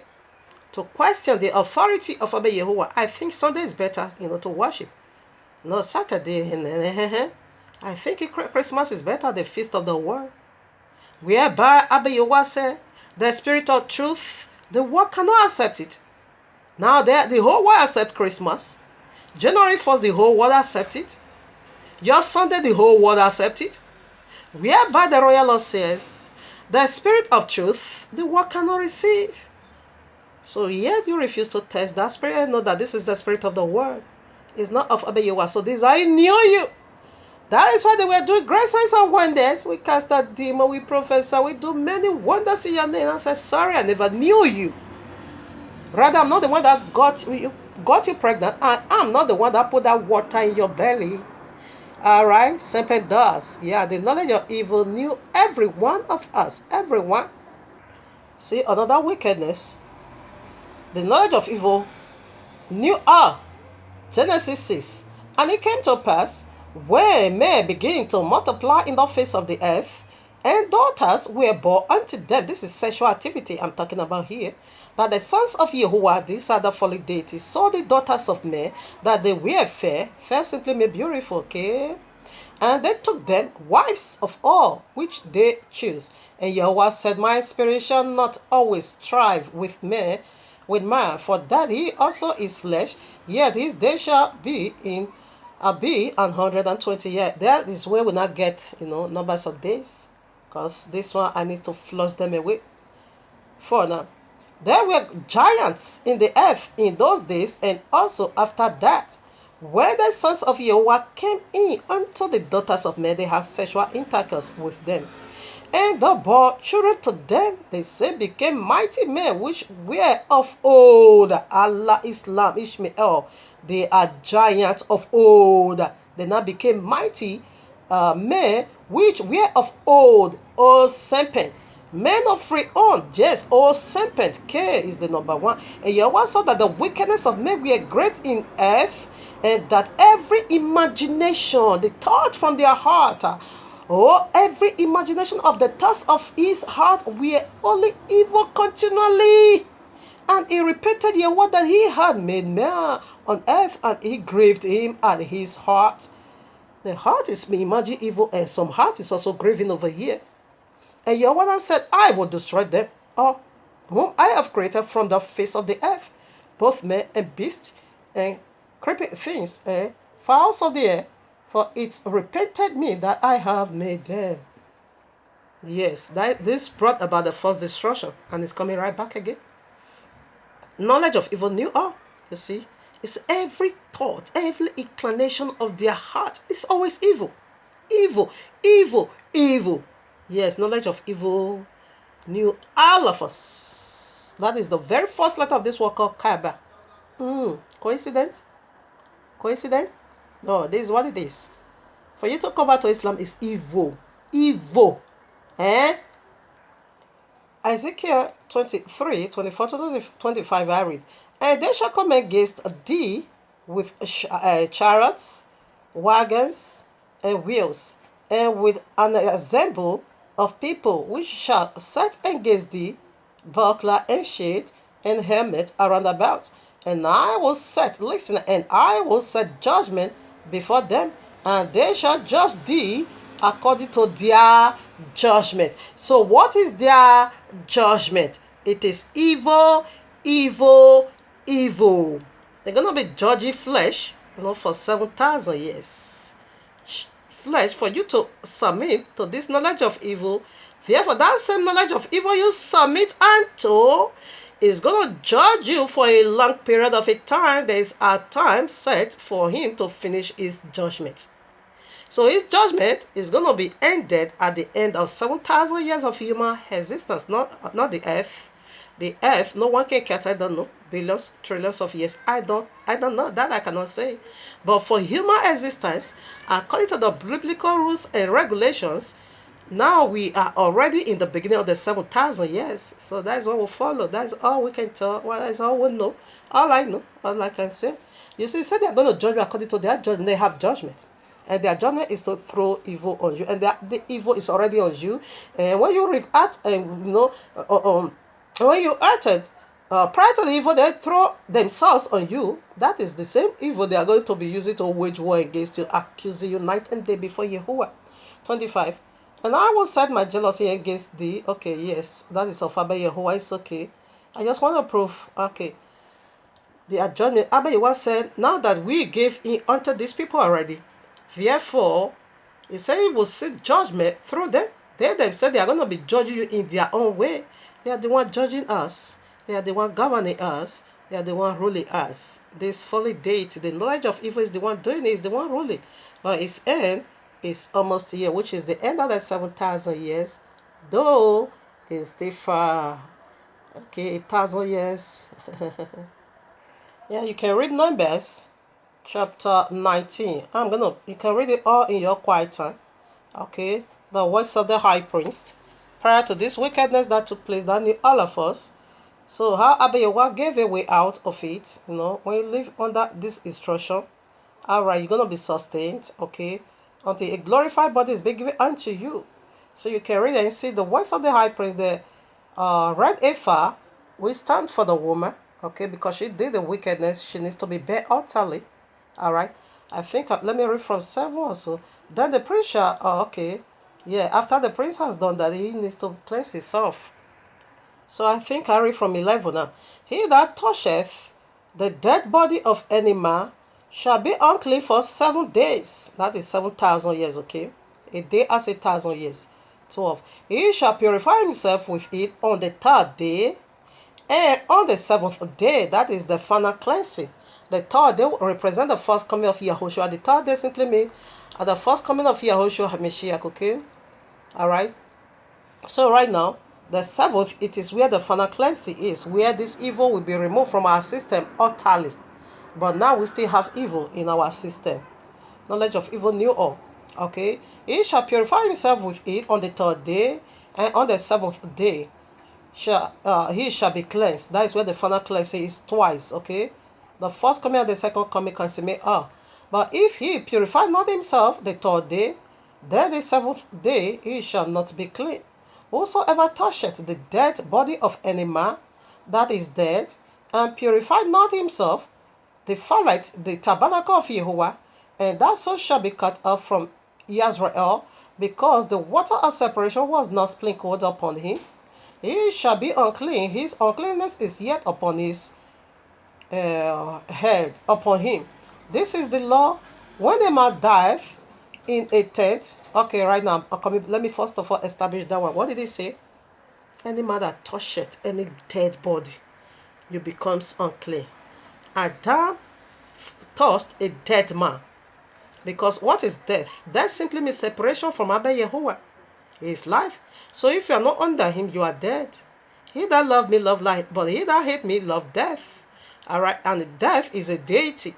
The tree of the knowledge of good and evil, the day you will touch, you shall surely die. He carry message, he carry the kingdom of death. That is who he is, Ogiwo, king of death. Alright, so that was why Abba Yehovah warned his people, don't touch. Because he's dead already, because he's separate from Abba Yehovah, throw him out here on earth already. He's no more needed. Now you don't touch him. But when you touched, therefore you are unclean. And we see our forefather did not just touch, but they also ate of it. That makes us a double clean, double unclean. So we must cleanse in these 2 occasions, the touch and the earth. So you must cleanse the 3rd day and the 7th day, because the touch and the earth. These 2 wickednesses in us operating powerfully today until the 7th day, 7,000 years, where the final cleansing will be granted unto the elect. Okay, that is the double uncleanness in you and me. That is what we need to also do the cleaning twice, the mist of the 3rd day and the 7th day. Alright now, so the touch and the earth. Alright, and we came from them. We are their posterities. They are our progenitor. So right now, that causes is in every one of you, every one of us, because we touch a dead person. Therefore, we remain unclean until the 7th. The works of cleanliness already started, the 3rd day and the 7th day. So right now, what was the water separation that needs to be sprinkled on you? That is the royal law. John 3, 5 or so, 3 to 5 or 1 to 5. When Nicodemus saith, how can I be born again? Should I go into my mother's womb the 2nd time? Okay, but Yahushua now said this born again is going to be done through the spirits, which is the Ruach HaKodesh.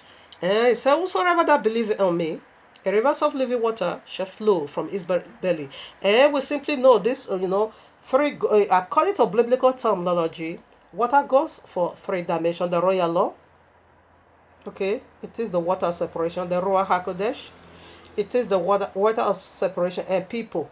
So in this concept, it has to do with the royal law and people. You need to live in obedience to the royal law. Of course, the Ruach HaKodesh is going to fuel your life. The one you call the Holy Spirit is going to fuel your life. Yes, that is the rivers of living water is going to be flowing new wine from your belly. That is, He got you pregnant. He put something in your bowel, in your bosom, in your womb, for you to be, to begin to bring it out each season, which is Tehillim, Psalm chapter 1. All right, you will now become a tree planted by the rivers of water. You don't know no dryness. At each season, you will be eloquent, powerful in all and all. You won't lack no vision. Not at all. New wine overflowing everywhere, every now and then. That's it. Because water of separation has already been sprinkled upon you. So now I go for verses 14. That is the only way this evil inside of you and me will be flushed out. 14. This is the law. When a man dies, I'm going to also call the references, the hips up. We know they also do that to our Messiah, because Eliezer was playing the part of the prince over there.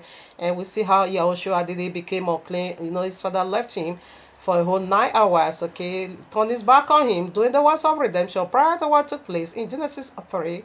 Okay, we also see all this idiom here, also in the New Testament. Ari 49. This is the law. When a man dies in a tent, all that come into that tent and all that is in the tent shall be unclean 7 days. They will get the 7 again. Every vessel, because inside the house, the tent is still talking about, here represent the word, it represent the whole world, okay? Now, a man has already died right in this world, which is serpent himself. Therefore, even though when our forefather hasn't yet sinned, because they were being cast here on earth, and then I make the whole world unclean, then the whole world became dark, okay? Now, our forefather came, and that also make them to be a partaker of it. Why? Because uncleanness already here on earth. That is the tent. Alright?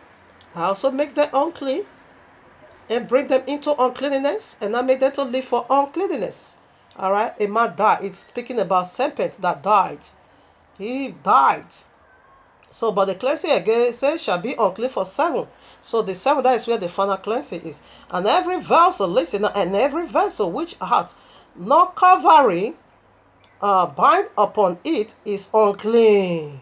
And whosoever toucheth one that is slain or cursed. Okay, I want to hang up here the vessel. So what vessel? Every vessel. Okay, every open vessel which hath no covering bind upon it is unclean. All right, now, so let's see what the covering is upon every vessel. Vessel, are you a vessel of honor, or you are a vessel of dishonor? Are you a noble vessel, or just a common you vessel? We know we also being called vessel. So let's see that covering, what it is. Anyone that does not have that covering, okay, what happened to that person? You become unclean. And who did that? Who removed our covering? It is the first woman, Kawa. Who was our covering? Supposed to be her husband, Adam. But she took off Adam. That represents women today. She took off Adam and provide a covering for herself. That represents women today. Because your natural hair represents your own husband, which is your covering. Immediately you now begin to add another thing. You took away your natural hair, which is your husband, and you now brought him another man upon yourself. And that weave will represent another man. Another man that is seeking for a woman to be covered. And that is serpent again. He came, he wanted to remove Adam, because Adam was the covering of the woman, and Yahweh was the covering of Adam. And, Yahweh was the covering of Yahushua, and Yahushua was the covering of the man, and the man was the covering of the woman, Kawa. But serpent said, no, not so with me. I must be the covering of Adam. Okay? I must be the covering of Jesus, because it's the one that covered Jesus, and Jesus not cover Adam, and Adam, and Jesus not, of a serpent is the covering of Jesus. So Jesus not cover the woman, not the man. No, the woman that covered the man. So that's how they turn it upside down. 1 Corinthians chapter 11, 3, excuse me. But I will not, yea, no, but I will have ye know that the head of every man is Yahushua, Messiah, and the head of the woman is the man, and the head of Yahushua is Yahuwah. That is the change of order. You see, it said any vessel that is not covered, you become unclean. Kawa refuses a covering, therefore uncleaner touched her, unclean thinner come to her, and seduce her, and lure her into this wickedness. And she now remove her own covering. And I said it's very good, to be like that.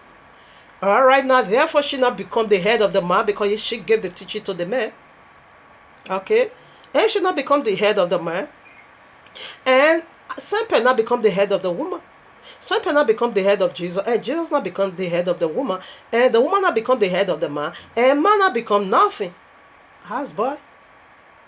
The change of order of Abba Yehoshua is Abba Yehoshua the head of Yahushua, Yahushua the head of the man, and man the head of the woman. That's it. So Kawa now remove her own covering and light a fallen deity to cover her. So she was the vessel talking about over there. Here I am again, Genesis 3:7. And the eyes of them both were opened, and they knew that they were naked. So let's see what is nakedness again now. Prior to this, Exodus, Shemot 32:25.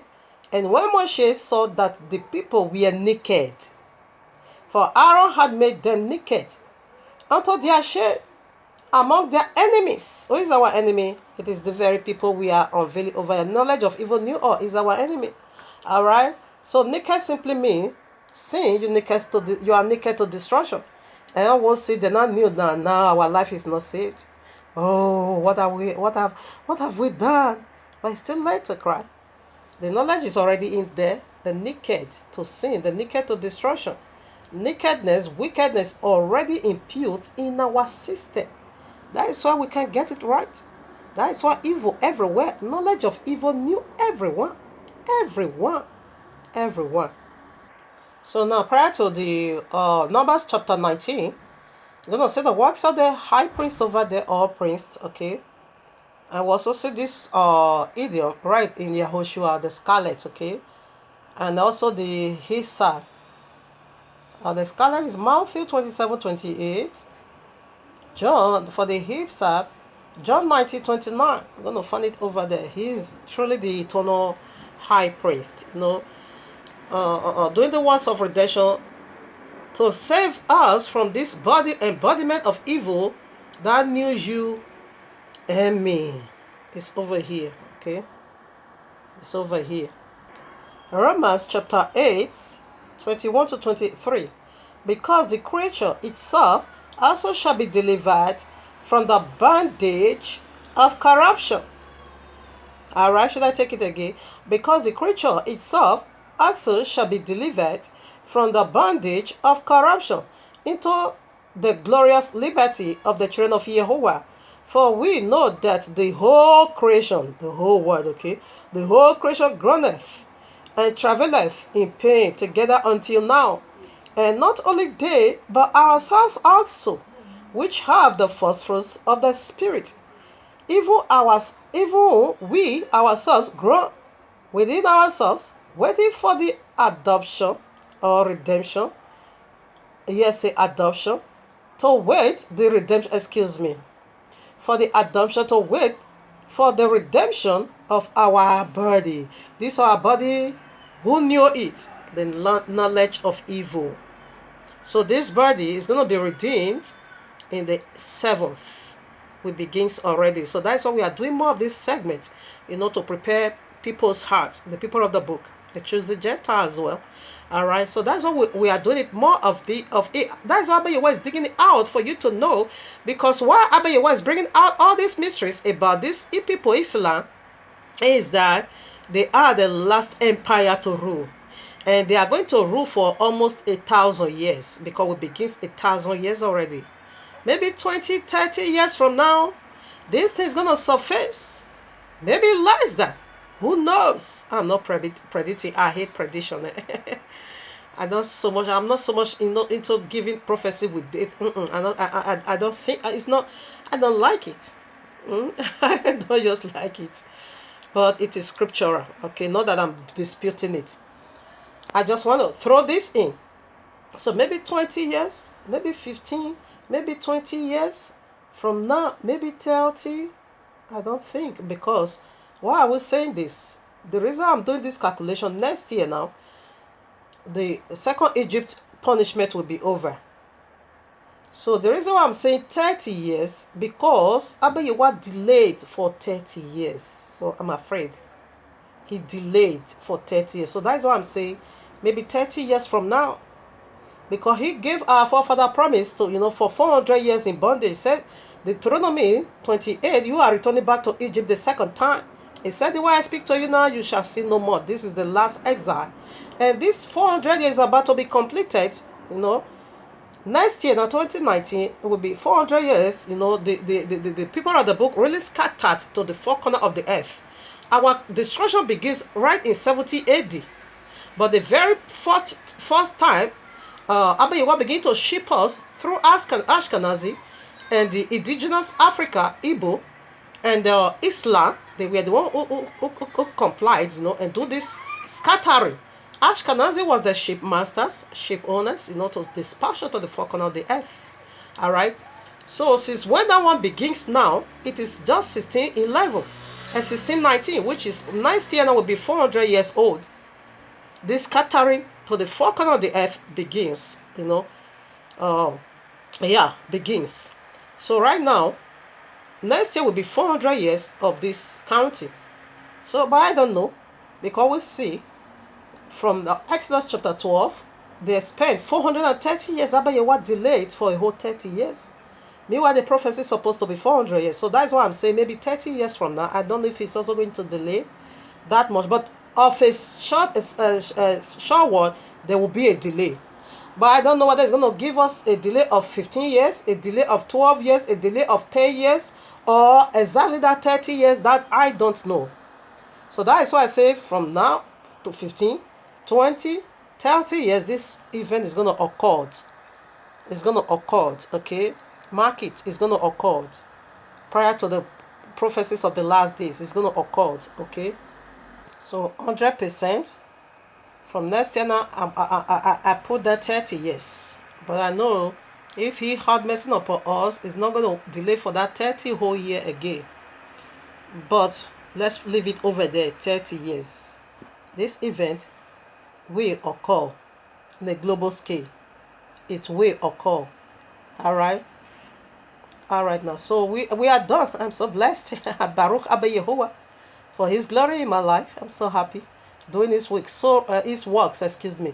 So right now we proceed now to the very second alphabet. This one hurt me so I cry over this one, okay? I cried over it. So the first letter, knowledge of evil, knew all. This one called Kaaba, and it's gonna knew all of them. And the Kaaba, I have it in a point anyway. It is Allah holiest of holies. Do you know that? So we have it on point 1. If you found it interesting, you can follow up with part 2. All right now. So we go for the second alphabet. What did it go for? Adam attacker. Oh, he attacked Adam. Oh, so severely. Simple as that, my brother. Simple as that, my sister. Adam attacker. So with these two alphabets alone, know here that Allah, He is the serpent in Genesis 3. We found it in His holiest of holies. This Kaaba, it is Allah holiest of holies. All right. No. If you are not a born Muslim, now listen. When you convert to Islam, you won't allow to come near this Kaaba because it is Allah's holiest of holies. Only born Muslim, the first citizen, are allowed to come closer. So right now, these two alphabet. When you also hear the third one, it is Bozal. These two alphabet now, sit down and calculate. This is not coincidence. This is what it is. It is. Adam, attacker, he attacked him severely. And I took the earth from him. Now begin to write on Adam's glory. The final one is disastrous. Alright, now so scripture to validate this. Though I read here before, I want to do it again for the second letter. Bereshit 3 verses 4. And the serpent said unto the woman, Ye shall surely not die. Okay, let me read from the woman's account. But of the fruit of the tree which is in the midst of the garden, Jehovah had said, Ye shall not eat of it, neither shall ye touch it, lest ye die. Okay, we see the death took place right in Genesis 4. As soon as they ate of it, he attacked. Alright, now I read now Genesis 4:8. And Cain, this is the firstborn of serpent, okay, he will always do the will of his father, and he's coming right away to do the final gathering, the will of his father, what his father so desire. Cain is returning back again to go for it, to slay the righteous Abel. I read now. And Cain talked with Abel, his brother. And it came to pass, when they were in the field, that Cain rose up against Abel, his brother, and slew him. His father slew the first man. The first one, that wasn't enough. The first righteous birth on earth. He also slew, he killed. Adam, attacker. It is Allah. He's the one that attacked Adam. He's the one that attacked Adam. Alright now. The Gospel of Bartholomew. You know, Bartholomew is one of the 12 apostles, okay? He have his own gospel.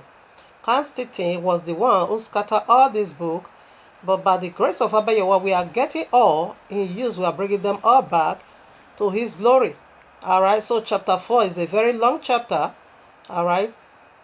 And it's the last chapter also, verses 57. I want to show you something over here.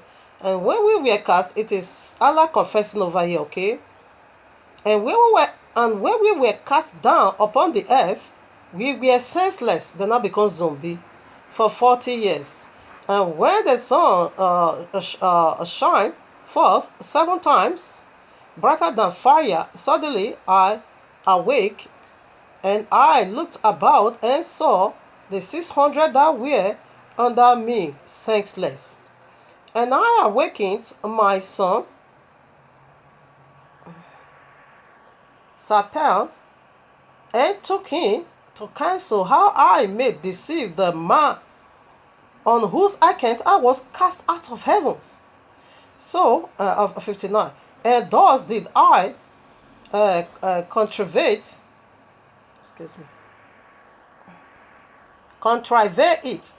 I took a veil in my hand, and scrubbed, listen now, and scrubbed the sweat from off my breast and the hair of my armpits, and washed myself. Okay, I took fig leaves in my hands and wrapped and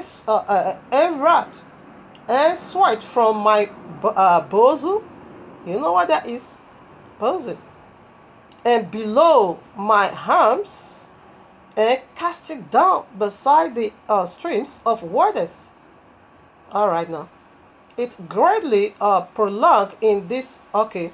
In the spring of the waters, wells the 4 rivers flow out, and Kawa drank of it. So listen now, if you are really not normal psychological person, you know this is sexual activities. What does your bowels, your armpits, your breast, the sweat from here and from here, from below your loins, your bosom means your loins, and in your loins shall that go, in your belly shall that go. It's speaking in idiom, okay? Exactly what took place, it is what took place. Sex activity, he attacked Adam. Alright now. For she, okay, yeah. And Kawa drank of it, and desire, listen now. Desire it. Listen now. And she drank of the water, okay, of it, and desire came upon her. For if she had not drunk of that water, I should not have been able to deceive her. Alright now. I think I'm going to hang up over here. Yes. 57 to 60. You see how he did it? He cast spell. He attacked with magic power on her. So as soon as she drank of it, she don't know what she was doing anymore. She now began to desire wickedness. She not begin to desire evil. That's it. Exactly what he is doing to you and me today. Cast spell upon her. Use magic power upon her. That the strong desire now fall upon her. That she not begin to desire another man. When she not look at that tree was good, she not desire to go for another man. And that was why you want to reverse the curse and say, you shall desire your husband. You can't desire another man. No, it is an abomination. Desire your own. You have your own husband. Desire him. Okay, that is why we women will desire our husband. And it is eternal glory upon us. And I love it. We need to desire our man. Not other man. No. Here I am, Hosea chapter 6 verse 7. But they, like Adam, have transgressed the covenant. But they, like Adam, have transgressed the covenant. They have dealt treacherously, against me. That's it. It's they like Adam. It's referring to the posterities of Adam. We are a sinner like him. Just as that serpent attacked Adam, the same way he's attacking you and me. He said they have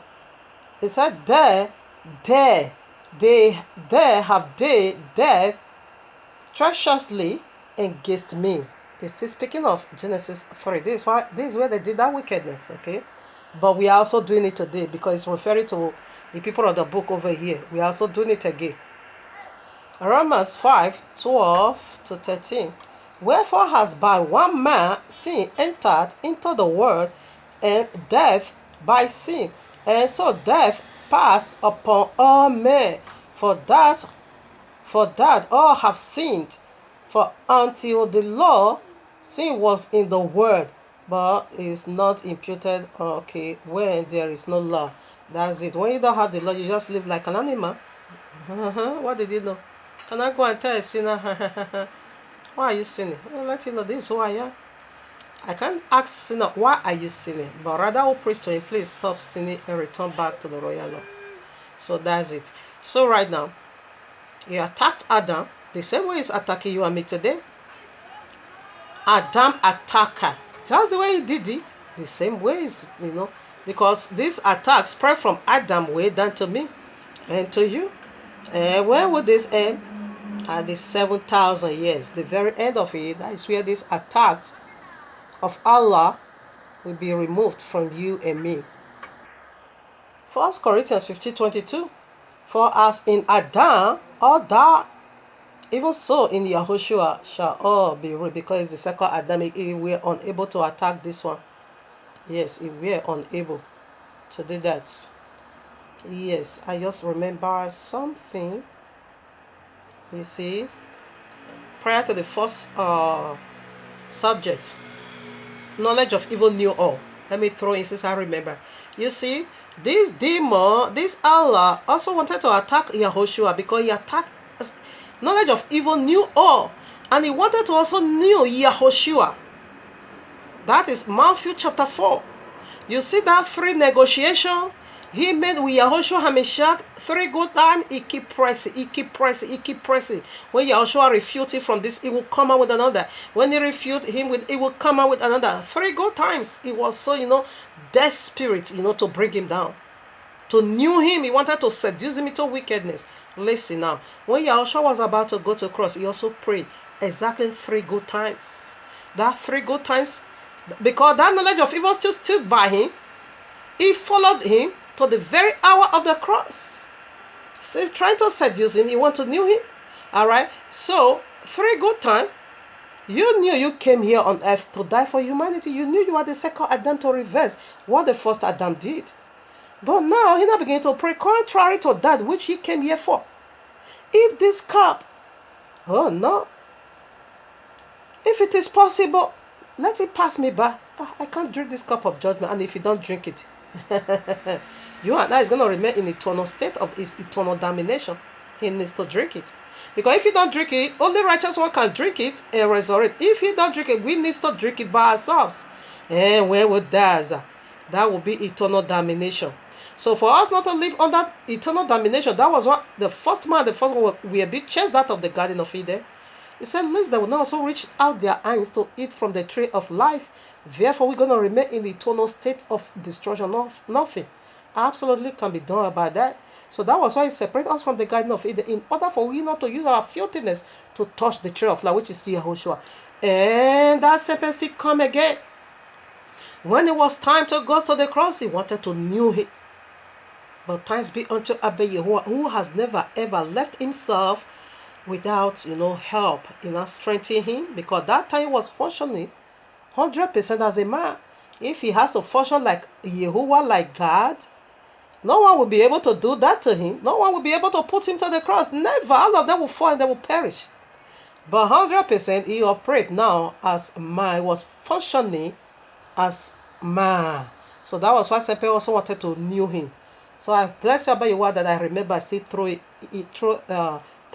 in. Yeah, him alone, Yahushua is the second Adam.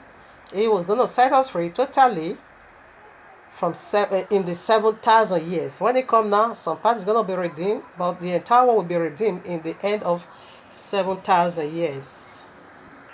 All right now, so what is the second alphabet? Adam attacker. So let us hear now from the very horse's mouth, from the very mouth of Adam and Kawa, from their own book. This book is awesome, it's powerful, prophetic, full of powerful prophecy about Yahushua and how Abba Yehovah is going to do it, but I found a little error from it, okay? The prophecy I found there, one prophecy I found there, it is not accurate at all. I don't know how that come about, because the coming of Yahushua was 4,000 years, not 5.5. Rather, it should have been 4,000 years. I don't know, maybe translation does that. Then I said 5,500. That is not incorrect, okay? Because he came in the midst of 7. In the 4,000 years of human existence, Yahushua appeared. That was why it is being called sign. Genesis 14, Genesis 1:14. Okay, we see when this calendar appeared, it is a sign. The feast we see over there, the years, the time, everything is over there. So he appeared here on earth in the 4,000 years, which is in the 4,000 years, which is the midst of the week, because he also died in the midst of the week, and he died in the midst of the week. It is prophetic, is here. Adam prophesies it. Adam also died in the midst of the week. Adam died over 6 times in this very book. If you have it read, it's powerful. So the only error I found in it, that is what I'm just pouring out. That prophecy was wrong. I think maybe it's the translator or the writer, or the maybe there is where the error comes from. So I'm going to read chapter 4. I'm going to be reading some chapter, maybe up to chapter 6 or 7. I'm going to be jumping over. I read chapter 4 right now. The first book of Adam and Kawa, but they write it first book of Adam and Eve, because they are whatever. But I go for the actual name of her.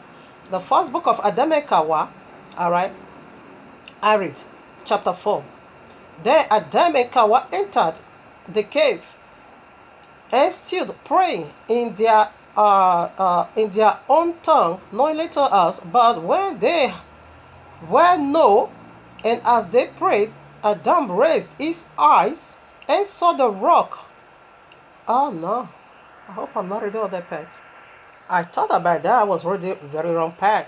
It's chapter 4. I want to read first. All right now. First book of Adam and Kawa, chapter 4.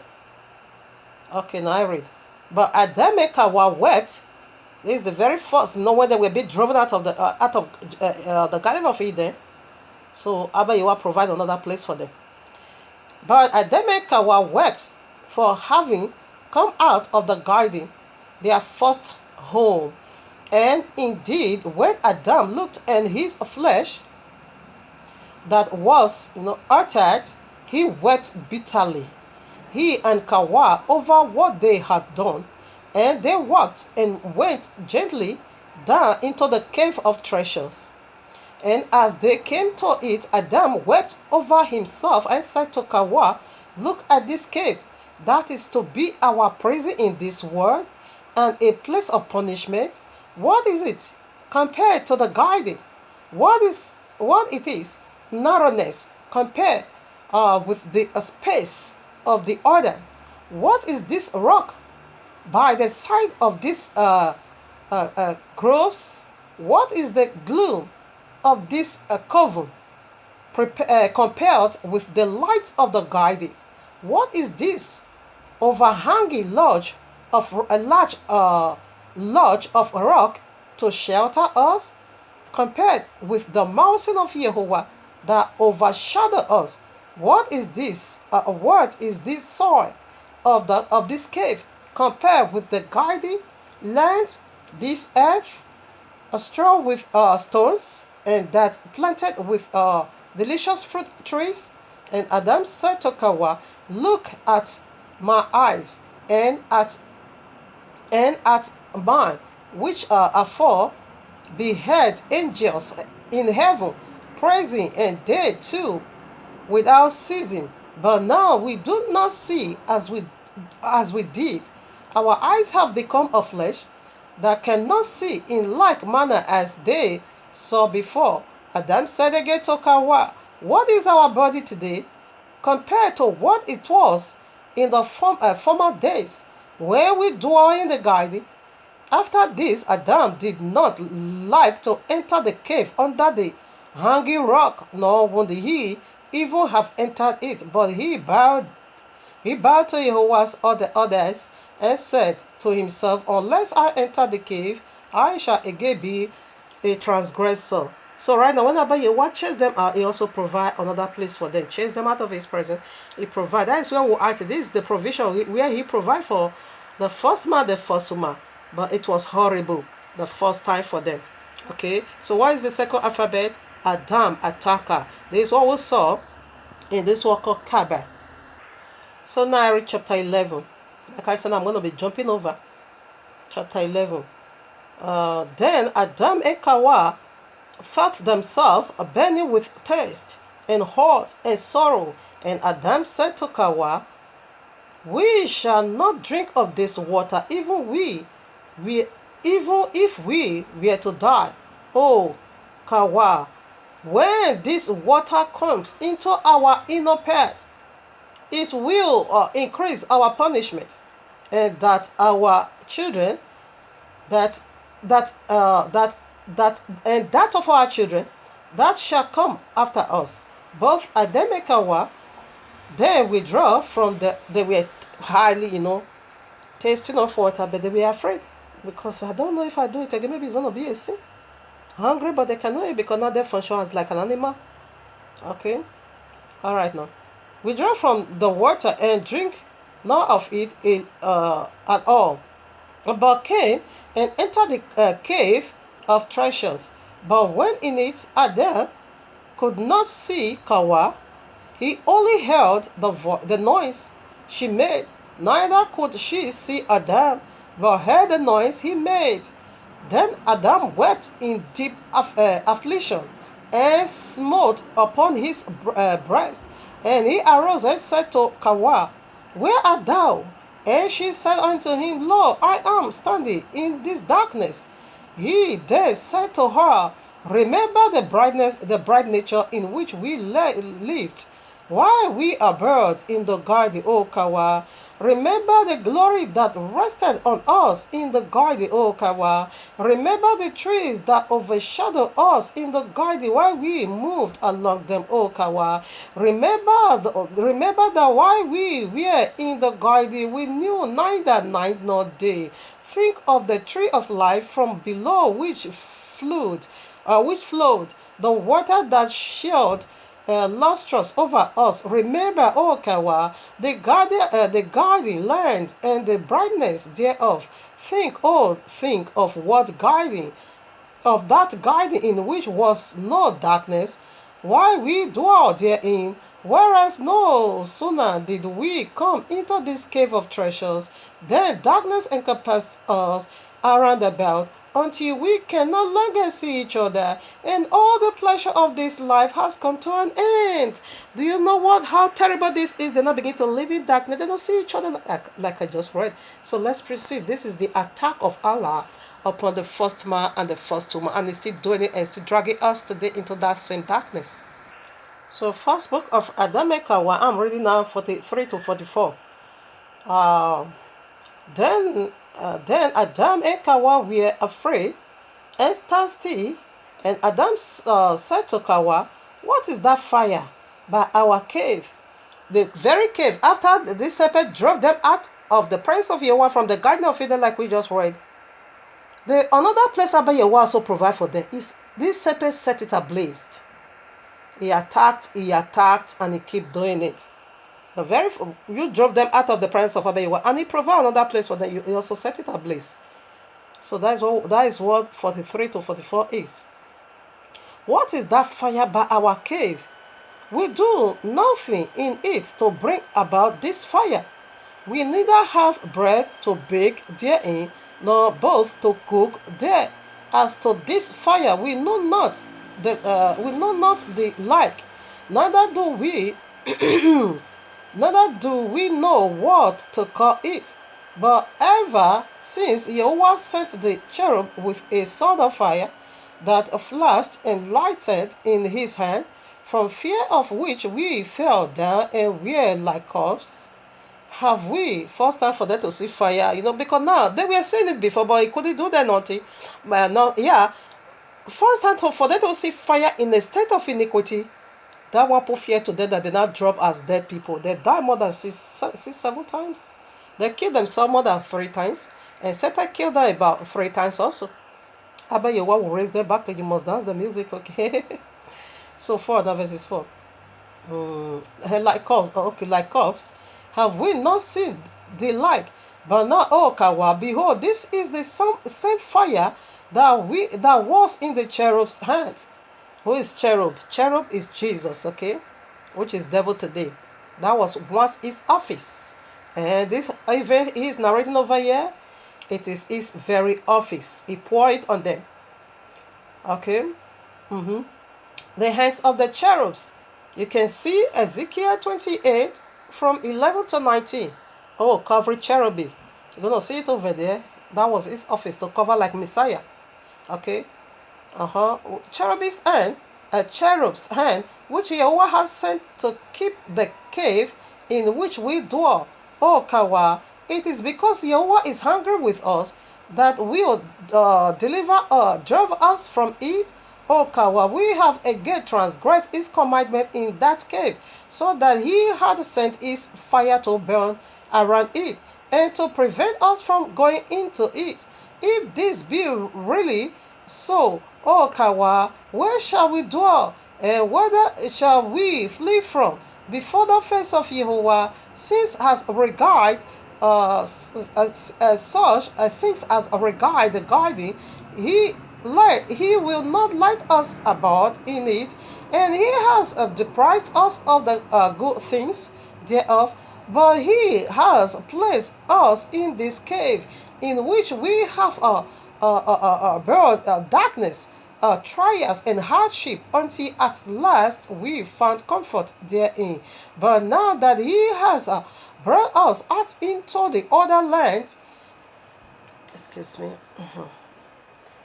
brought us, where am I? Into another land, we knows what may happen in it, and we know but that the darkness of that land may be far greater than the darkness of this land. Who knows? Okay, who knows? Excuse me, I've been making a mistake. Who knows? So he's just complaining. I don't know. Who knows? The place is gonna bring us again. How the condition of that place is gonna be? Who knows? Who knows what may happen in that land by day or by night?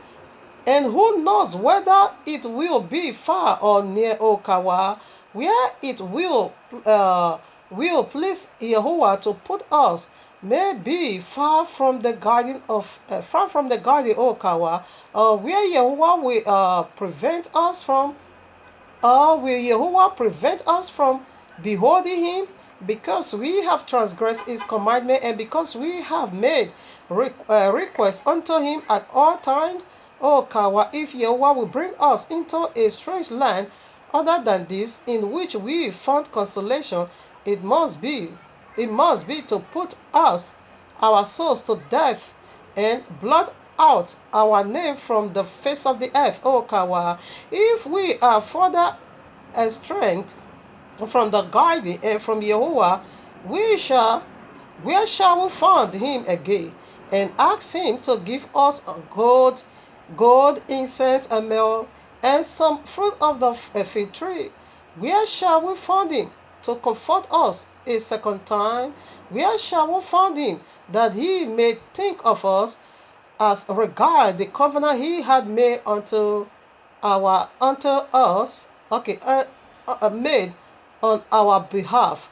This is the covenant. I was saying there is an error. The covenant is 4,000, not 5,000 and a half. Yahushua never come 5,000 and a half, not at all. He came 4,000 years. That is the covenant he made with Adam. 13.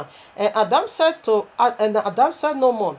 And they keep looking, he and Kawa, towards the cave and the fire that flew up around it. But that fire was from Satan, for he had gathered trees and dry grasses, and had gathered and had carried and brought them to the cave, and had set fire to them in order to consume the cave and what was in it, so that Adam and Kawa should be left in sorrow, and he should cut off their trust in Jehovah and made them deny him.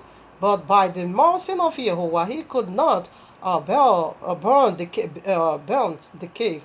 For Jehovah sent his angel around the cave to guide it from such a fire until it was out. And this fire lasted from noonday until the break of day. That was the 45 days. For the 50th day, they left the Garden of Eden. Alright, now 44. Yet Adam and Kawa were standing and looking at the fire, and unable to come nigh the cave from their dread of the fire. And Satan kept on bringing trees and and throwing them into the fire until the flame thereof rose up and high and covered the whole cave. Thinking as he did in his own mind to consume the cave with much fire, that the angel of Jehovah was standing guiding it, and yet he could not curse Satan nor injure him by word, because he had no authority over him, neither did he take to doing so with words from his mouth. Therefore did the angel abhor with him, without saying one word, without saying one bad word, until the word of Yahweh came, who said to Satan, Go hence, once before didst thou deceive my servants, and this time thou seekest to destroy them. Were it not for my mercy, I would have destroyed thee and thy host from the earth, but I have had patience with thee until the end of the world.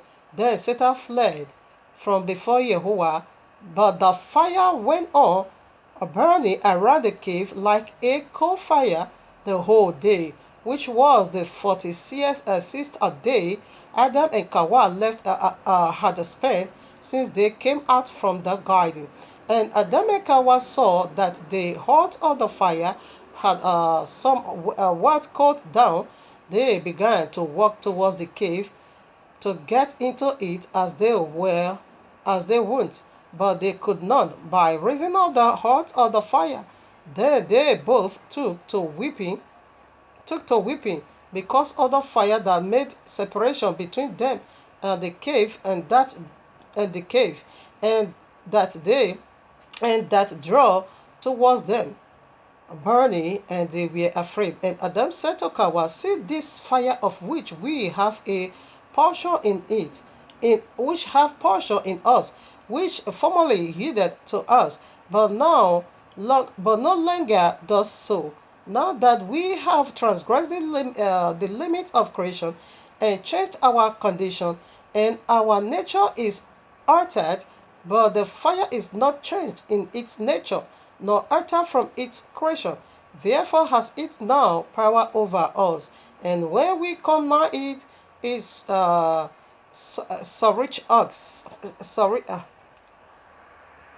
excuse me. And when we come down, it is scourges our flesh. You see, problem upon problem. So this is what they were just going through all this period. They left the Allah chased them out of the Garden of Eden. So why the second letter? Adam attacker.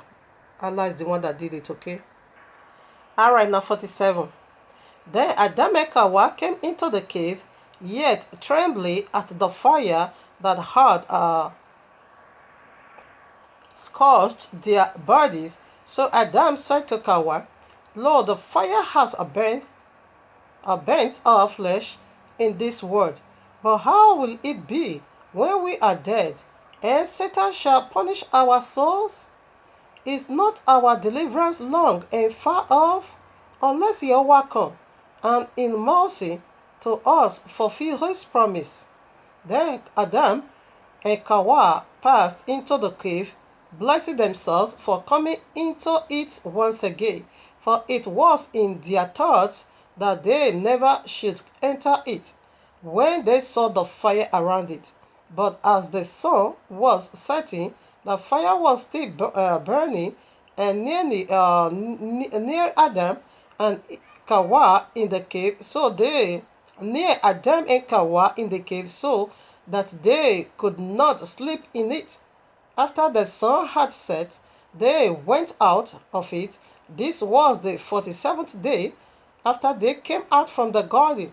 Adam and Hawa then came under the top of the hill by the garden to sleep, as they were wont. And they stood and prayed to Jehovah to forgive them their sins, and they fell asleep under the summit of the mountain. Then Satan, the hater of our good, thought within himself, whereas Jehovah had promised salvation to Adam by covenant, and that he would deliver him out of the hardship that have befallen him, but has not promised me by covenant, and will not deliver me out of my hardships. Nay, since he had promised him that he should make him and his seed dwell in the kingdom in which I once was, I will kill Adam. The earth shall be rid of him, and shall be left to me. And lo, said that when he is dead, he may not have any seed left to inherit the kingdom that shall remain my own reign. Jehovah will then be in want of me, and he will restore me to eat with my host. Do you see his foolishness? And he did kill them. Okay, but I bet you one reason back to life. Let me see another part I jotted down. Here I am now, the same chapter, the same book, chapter 57. Now I want to see another attack of Allah upon Adam. And we see the first, another home Abba Yahweh provided for them, he set it ablaze, okay? So right, I want to see another form attacked, he attacked them. 57. But when Adam came out and saw his hundreds, 56, Abba Yahweh asked Adam, you have to ask this serpent, if any time comes to you, the promise he made for you in Genesis 3, tell him to fulfill it for you. You must ask him to fulfill, because he promised you the Godhead. He promised you to make you like me. So ask him not to give you the Godhead and make you like me. So this is, that one happened 56. So 57 now, this serpent not really surfaced. So I read it, I take it now. But when Adam came out and saw his hideous figure, he was afraid of him, and said unto him, who art thou? Then Satan answered and said unto him, it is I who hide myself within the serpent. Here it is lying. He is lying. You didn't hide yourself in serpent. What it says, this thing, this incident that took place in Genesis 3, that is how Abba Yahweh wanted to be. All scriptures, all books about it keep talking in riddle. Keep talking in riddle, in Proverbs. They don't just want to hit on it. This is what happened. So this is how Abba Yahweh wanted to be. Every book that talks about that incident never put it the way it's supposed to be. or what actually happened, but we are digging it out we are digging it out by visions and through the judgment as well. All right now. So this serpent want to make himself, he want to confess now. Then serpent answered and said unto him, it is I who hide myself within the serpent, and who talked to Kawa and beguiled her until she hearkened to my command, and to my command. I am he who sent her through the wheels of my speech to deceive thee until thou and she are of the until thou and she ate of the fruit of the tree, and ye came away from under the commandment of Jehovah. But when Adam heard these words from him, he said unto him, canst thou make me a garden as Jehovah made for me? Or canst thou clothe me in the same bright nature in which Jehovah clothed me? Because these are the words Jehovah asked him to ask serpent when he come again. Okay, for now. Where is the divine nature thou didst promise to give me? Where is that fair speech of thou? Thou didst hold with us at first, when we were in the garden. Then serpent said unto Adam, so he said he hid himself inside serpent. So the vision, I thank you, Abba Yehovah. What Abba Yehovah unveiled unto me, say, yes, this is how he want the matter to be related, okay? So what was he saying? Serpent is DNA. Your DNA, the start of humanity is serpent. And DNA strand is crooked serpent as well. Okay? So when a seed is being planted, is serpent. That is what he's referring. He did it. That's what he's talking about here. Again, in the riddle. He said he hid himself over there. That is the DNA. Okay, that is how he did it. When you check it out, you can also Google it by yourself. When woman taking seed, how does it look like? You're going to find it. You click image. Therefore, you're going to see it's just like a serpent. And you also type again, DNA strand. You're going to find this is a crooked serpent. So that's what he's talking about here. Your DNA is serpent, and your DNA strand is a serpent. Crooked serpent. So 5. Then Adam said unto, okay. Now he's requesting, you have to do for me what he said you're going to do for me, okay? All right now. Then 5. Then serpent said unto Adam, thinkest thou that when I have spoken to one about something, about anything, I shall ever bring it to pass, or fulfill my words? Not so. For I myself, I have never even thought of obtaining what I asked. Therefore did I fail, and did I make you fail by that for which I myself fail. And with you also, whosoever accept my counsel falls thereby. But now, O Adam, by reason of thy fall, thou art under my rule, and I am a king over thee, because thou art hearkened to me, and hast transgressed against thy Jehovah. Neither will there be any deliverances from my hands until the day promised thee by thy Jehovah. 8. Again he said, inasmuch as we do not know the day regard upon which thee by thy Elohim, nor the hour in which thou shalt be delivered. For that reason we will multiply war and murder upon thee and thy seed after thee. This is our will and our good pleasure, that we may not leave one of the sons of men to inherit our ordinances in heaven. For as to our abode, O Adam, it is in a burning fire, and we will not cease our evil doing, no, not even one day, nor 1 hour.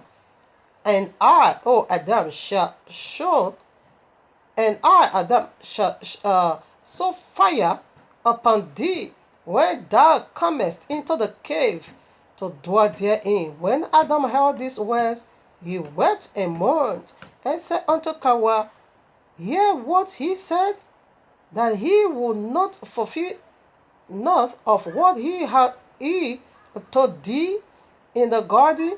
Did he really then become king over us? But we ask Yahuwah, who created us, to deliver us out of his hand. He said they will not cease doing evil, cease attacking you, not even 1 day, no 1 hour. Yeah, because they don't know when the deliverance is going to come. For that, they are going to multiply war, murderer, confusion. Adam attacker found in this work called Kaaba. And he's coming to attack the seed of Adam, the very final one, which is the Sharia law.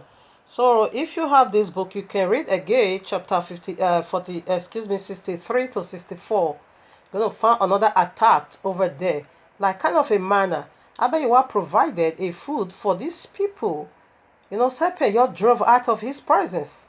He's not going to leave them without food. He provided food like manna, running bread from heaven for them. He gave them food. What happened? Sepet attacked. It was severe. It was severe. All right now. So I want to go for the physical food now. Because that was like a manna, like bread he did, you know, in Exodus 16 or so. So he did it. He did it here.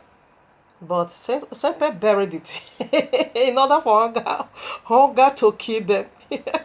Oh, we have seen something. All right, I read now 67. But when Adam and Kawa went down to the land of Black Amod, I'm reading verses 1. Yeah. But when Adam and Kawa went down to the land of Black Mode and come nigh to the winds, Yahweh had shunned them and saw it ripe and ready for reaping, as they had no sickle to reap it, whereof they girt themselves and began to pull up the winds until it was all done. All right, because Abayawa first of all give them the like manna bread for them.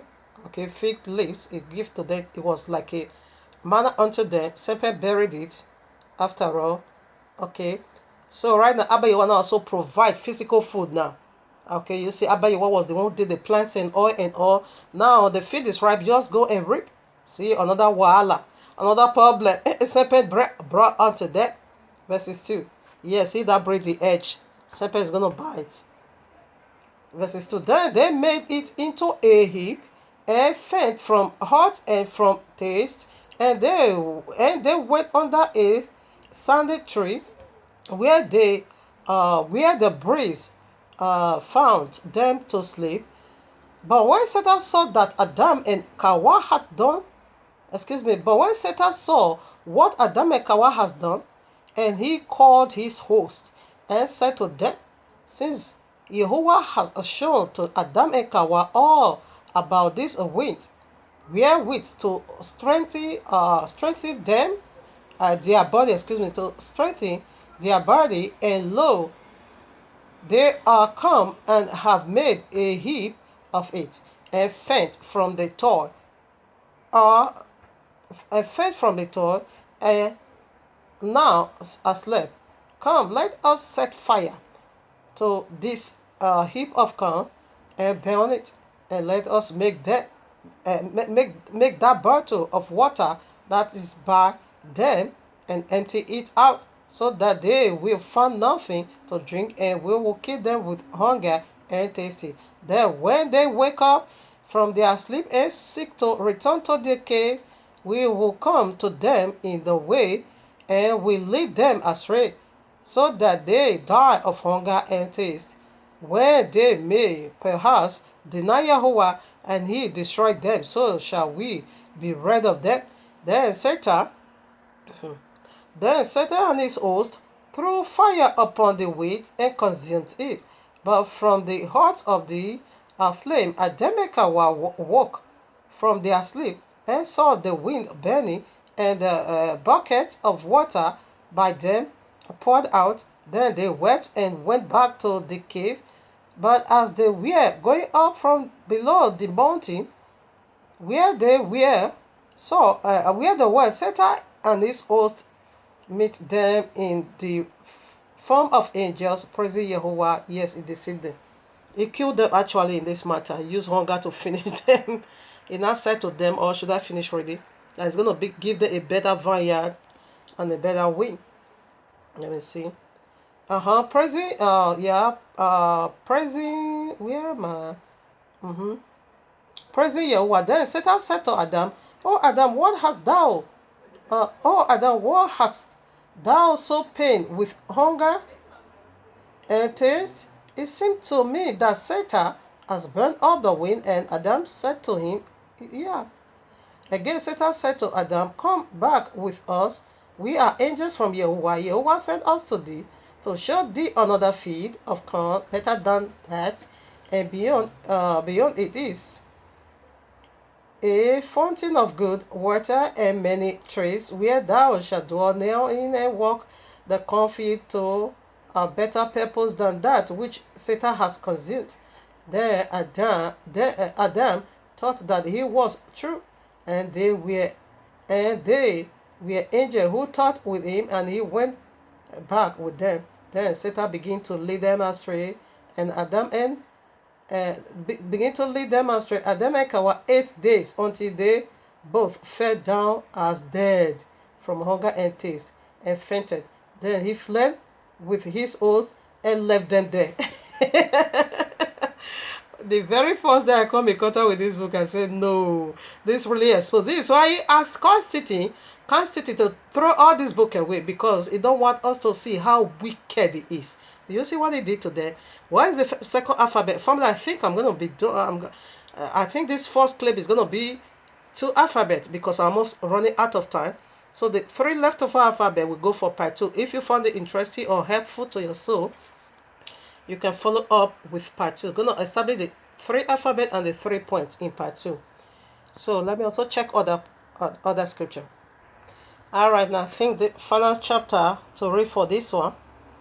Now we proceed for another one. Yeah, that topic. All right, now chapter 69. Then Satan, the hater of all good, envious of Adam, because Adam now developed a fellowship and built altar in the midst of the week, and now began to do sacrifices unto Abayo, as Abayo reversed. He burned up the farm or the winds Abayo gave unto the Abayo bring it again unto them. He did it again for them. So he now took the first fruit, and make altar, and now begin to make that sacrifices. He was doing it 3 times a week. The midst of the week was the first day. He will also do it on the 6th day of the week. He will also do it on the Shabbat. Okay, all this we have in us. So I read, Satan was so jealous of serpent. So I read now, he was so envious of him. And I see that Adam developed a worship. In all, despite all the miseries, hardship you brought upon him, but he still loved Abayo, still fellowship. He was envious. So let's see what he did upon the altar. Then Satan, the hater of all good, envious of Adam and of his offering, through which he found favor with Yahuwah, hastened and took a sharp stone from among sharp iron stones, appeared in the form of a man, and went and stood by Adam and Kawa. Then Adam was then offering on the altar, and had begun to pray with his hand spread unto Jehovah. Then Satan hastened with the sharp iron stone he had with him, and with it pierced Adam on his right hand side, and where on his right hand flowed blood and water. That is what happened again to the second Adam. Blood and water flew. This is prophetic, okay? Blood and water flew, and Adam fell upon the altar like a corpse, and Satan fled. He killed him, because he's going to kill the second Adam just the same. Then Kawa came and took Adam and placed him below the altar, and there she stayed weeping over him, while a stream of blood flowed from Adam's side upon his offering. You know, Yahushua, this on the cross is offerings with offering called sweet smell savor. But Yahweh looked upon the death of Adam. He then sent his word and raised him, and said unto him, yes, Yahushua was raised from the grave, and said to him, fulfill that offering, for indeed Adam it is worth much, and there is no shortcoming in it. Then Yahweh said further unto Adam, thus will eat. This was prophetic. This is the very passage I love in all and all about how Abba Yahweh Yahushua is going to be put on the cross. Listen, this was prophet, and this powerful book. Where was it? Where was it? That is now I even found it. Yes, the time has come. Listen now, verse 6. Then Yahuwah said further unto Adam, thus will it also happen to me on the earth, when I shall be pierced, and blood shall flow, blood and water from my sight, and run over my body, which is the true offering, yes, and which shall be offered on the altar as a perfect offering. Then Yahweh commanded Adam to finish his offering, and when he had ended it, he worshipped before Yahweh and praised Yahweh for the signs he had shown him, and Yahweh healed him in one day, which is the end of the 7. You see what we are talking about? Adam attack is going to be ended on the 7th, because we attack. Allah still attacking us. He's still attacking Adam. He attacked Adam and his posterities. He attacked us. He attacked our father, and that attack spread unto us. So the attack will end now when? In the 7 weeks. And when? Yeah.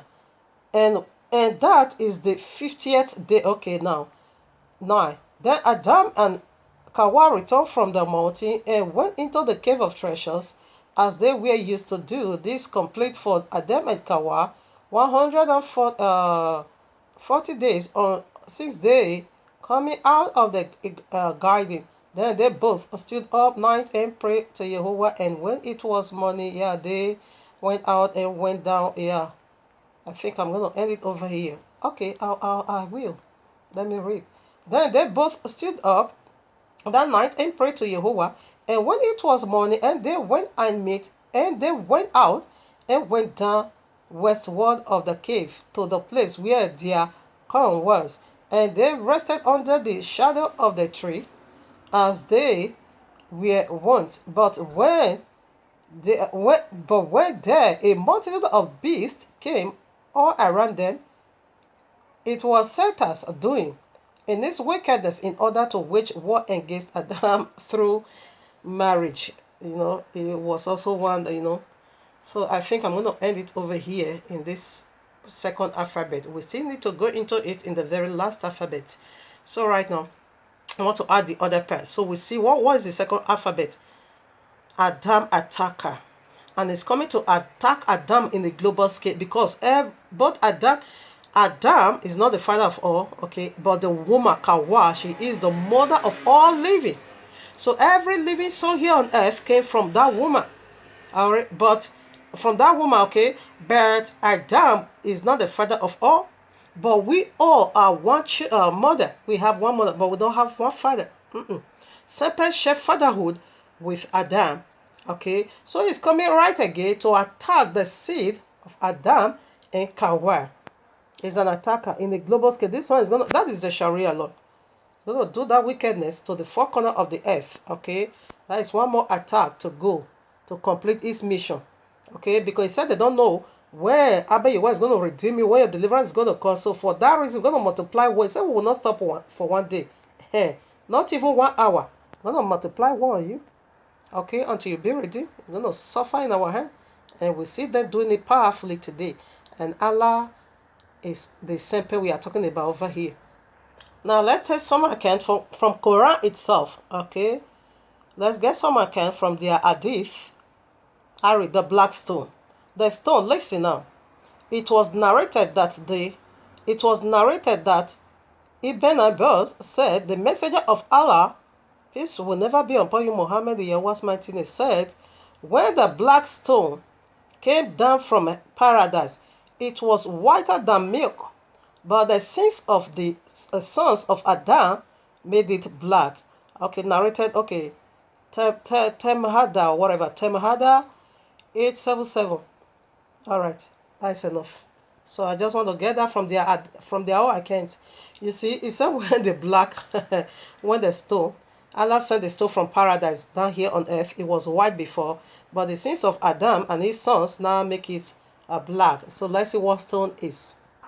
Here I am, Matthew 16:18.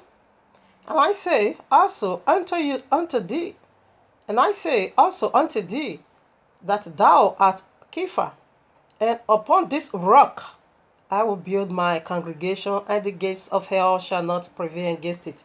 So who we are? We are spiritual stones to build a spiritual house. We are the stones. Yahushua says he's going to build his house, kingdom in us. So let's put some more. Listen now. Matthew 21:42. Yahushua saith unto them, did ye never read the scriptures? The stone which the builders rejected, the same is become the head of the corner. This is the Jehovah's doing, and it is marvelous in our eyes. He is the chief cornerstone. Did you get that? He is the chief cornerstone, and we are spiritual stone to be a spiritual house. So right now, prior to what we are going through, Allah, okay, Adam attacker, we found in this word called Kaaba, Adam attacker. So we see here from the very horse's mouth that Adam is the one that turned the stone to be black stone. That is the one that attacked. Is the one that put stains, because that stone was white. Is speaking of Adam.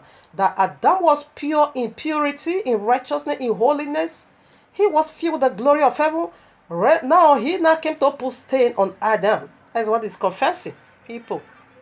So you know, the royal king, King David, he was the one who gave this prophecy about the chief cornerstone. You can find out in Tehillim, Psalm 118, verses 21 way to 23. You're going to find it over there. It was a prophecy about Messiah. All right. So Allah is confessing to you in a coded, very wicked and a coded way. All right now. Here I am, Revelation 2:17. He that hath an ear, let him hear what the Ruach saith unto the congregations. To him that overcometh will I give to eat of the hidden manna, and will give him a white stone, and in the stone a new name written, which no man knoweth, saving he that receiveth it. A white stone. So the first temple Solomon built, that is the stone, or that is the building of a glorified body, of a glorified body. We know the one, the tent Moshe built, it was being done like, with the wood and the animal skin. We represent this fleshly part of us, animal skin, okay? But the one Solomon built, which is the first temple and the glorified temple, was being done with the limestones. Lime white stones that represent our glorified body, okay? And we just hear from the mouth of Allah that he is the one. Allah is confessing clearly unto you and me that he is the one that turned that stone to be black. That stone came from paradise. That's correct. Not sent by Allah, because Allah is the serpent we are dealing with over here. They were having a glorified body, light everywhere. Allah not turned that stone into darkness, into black darkness. The light was, it's white, broad daylight. So Allah now turned that stone into blackness, which Allah is dark. It's the darkness we are experiencing today. And he is confessing to you codedly that he was the one who turned that white stone into black. He not turned purity into filthiness. He not turned holiness into filthiness. He not turned daylight into darkness.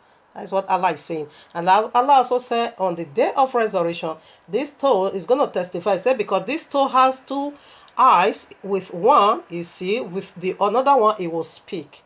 So what is Allah saying? On the day of resurrection, which is the white judgment throne, then you're going to know what he did to the first man and what he did to the first woman. He said he have two eyes. You see, Genesis 3, when he attacked the eyes of the woman, when she saw, she not desire this deity. And he said in the day of resurrection, these two eyes in this stone is going to speak. The man will speak how Allah attacked and defiled him. The woman will speak how Allah attacked and defied her. That's what we want to hear on the judgment day. Allah already said it. You think he's joking. You know what he's saying? Family, we are done with the second alphabet. So that is why a glorified body will be given unto us, and the white stone. That is the glorified body. But Allah now turned that white stone into black. We see it from there. He said the sins of Adam. You are the sin that turned them into black. And you said this stone is going to talk, on the day of resurrection. And that's correct. Allah is going to confess how he did it. This stone that have two eyes, he will confess. So family, if you're interested, follow up with part 2. I want to begin part 2 now. I mean, if you found it helpful to your soul, follow up with part 2. Not if you are interested. Yeah, it's okay. If you found it helpful, interesting to you, follow up with part 2. If not, don't bother. So we still have much to discuss in part 2. Abba, Abba, Abba, Abba, Abba, Abba, where my babe? Osane Rame, Osane Rame, Osane Rame, where the ba ba ba ba. Ba ba ba ba, ba ba ba ba, where my babe? Agino gine, agino gine, agino gine, where to have it? I think I'll wear. You might get it out to gaji. They got a sack where. Maybe they got to hear my bonnet.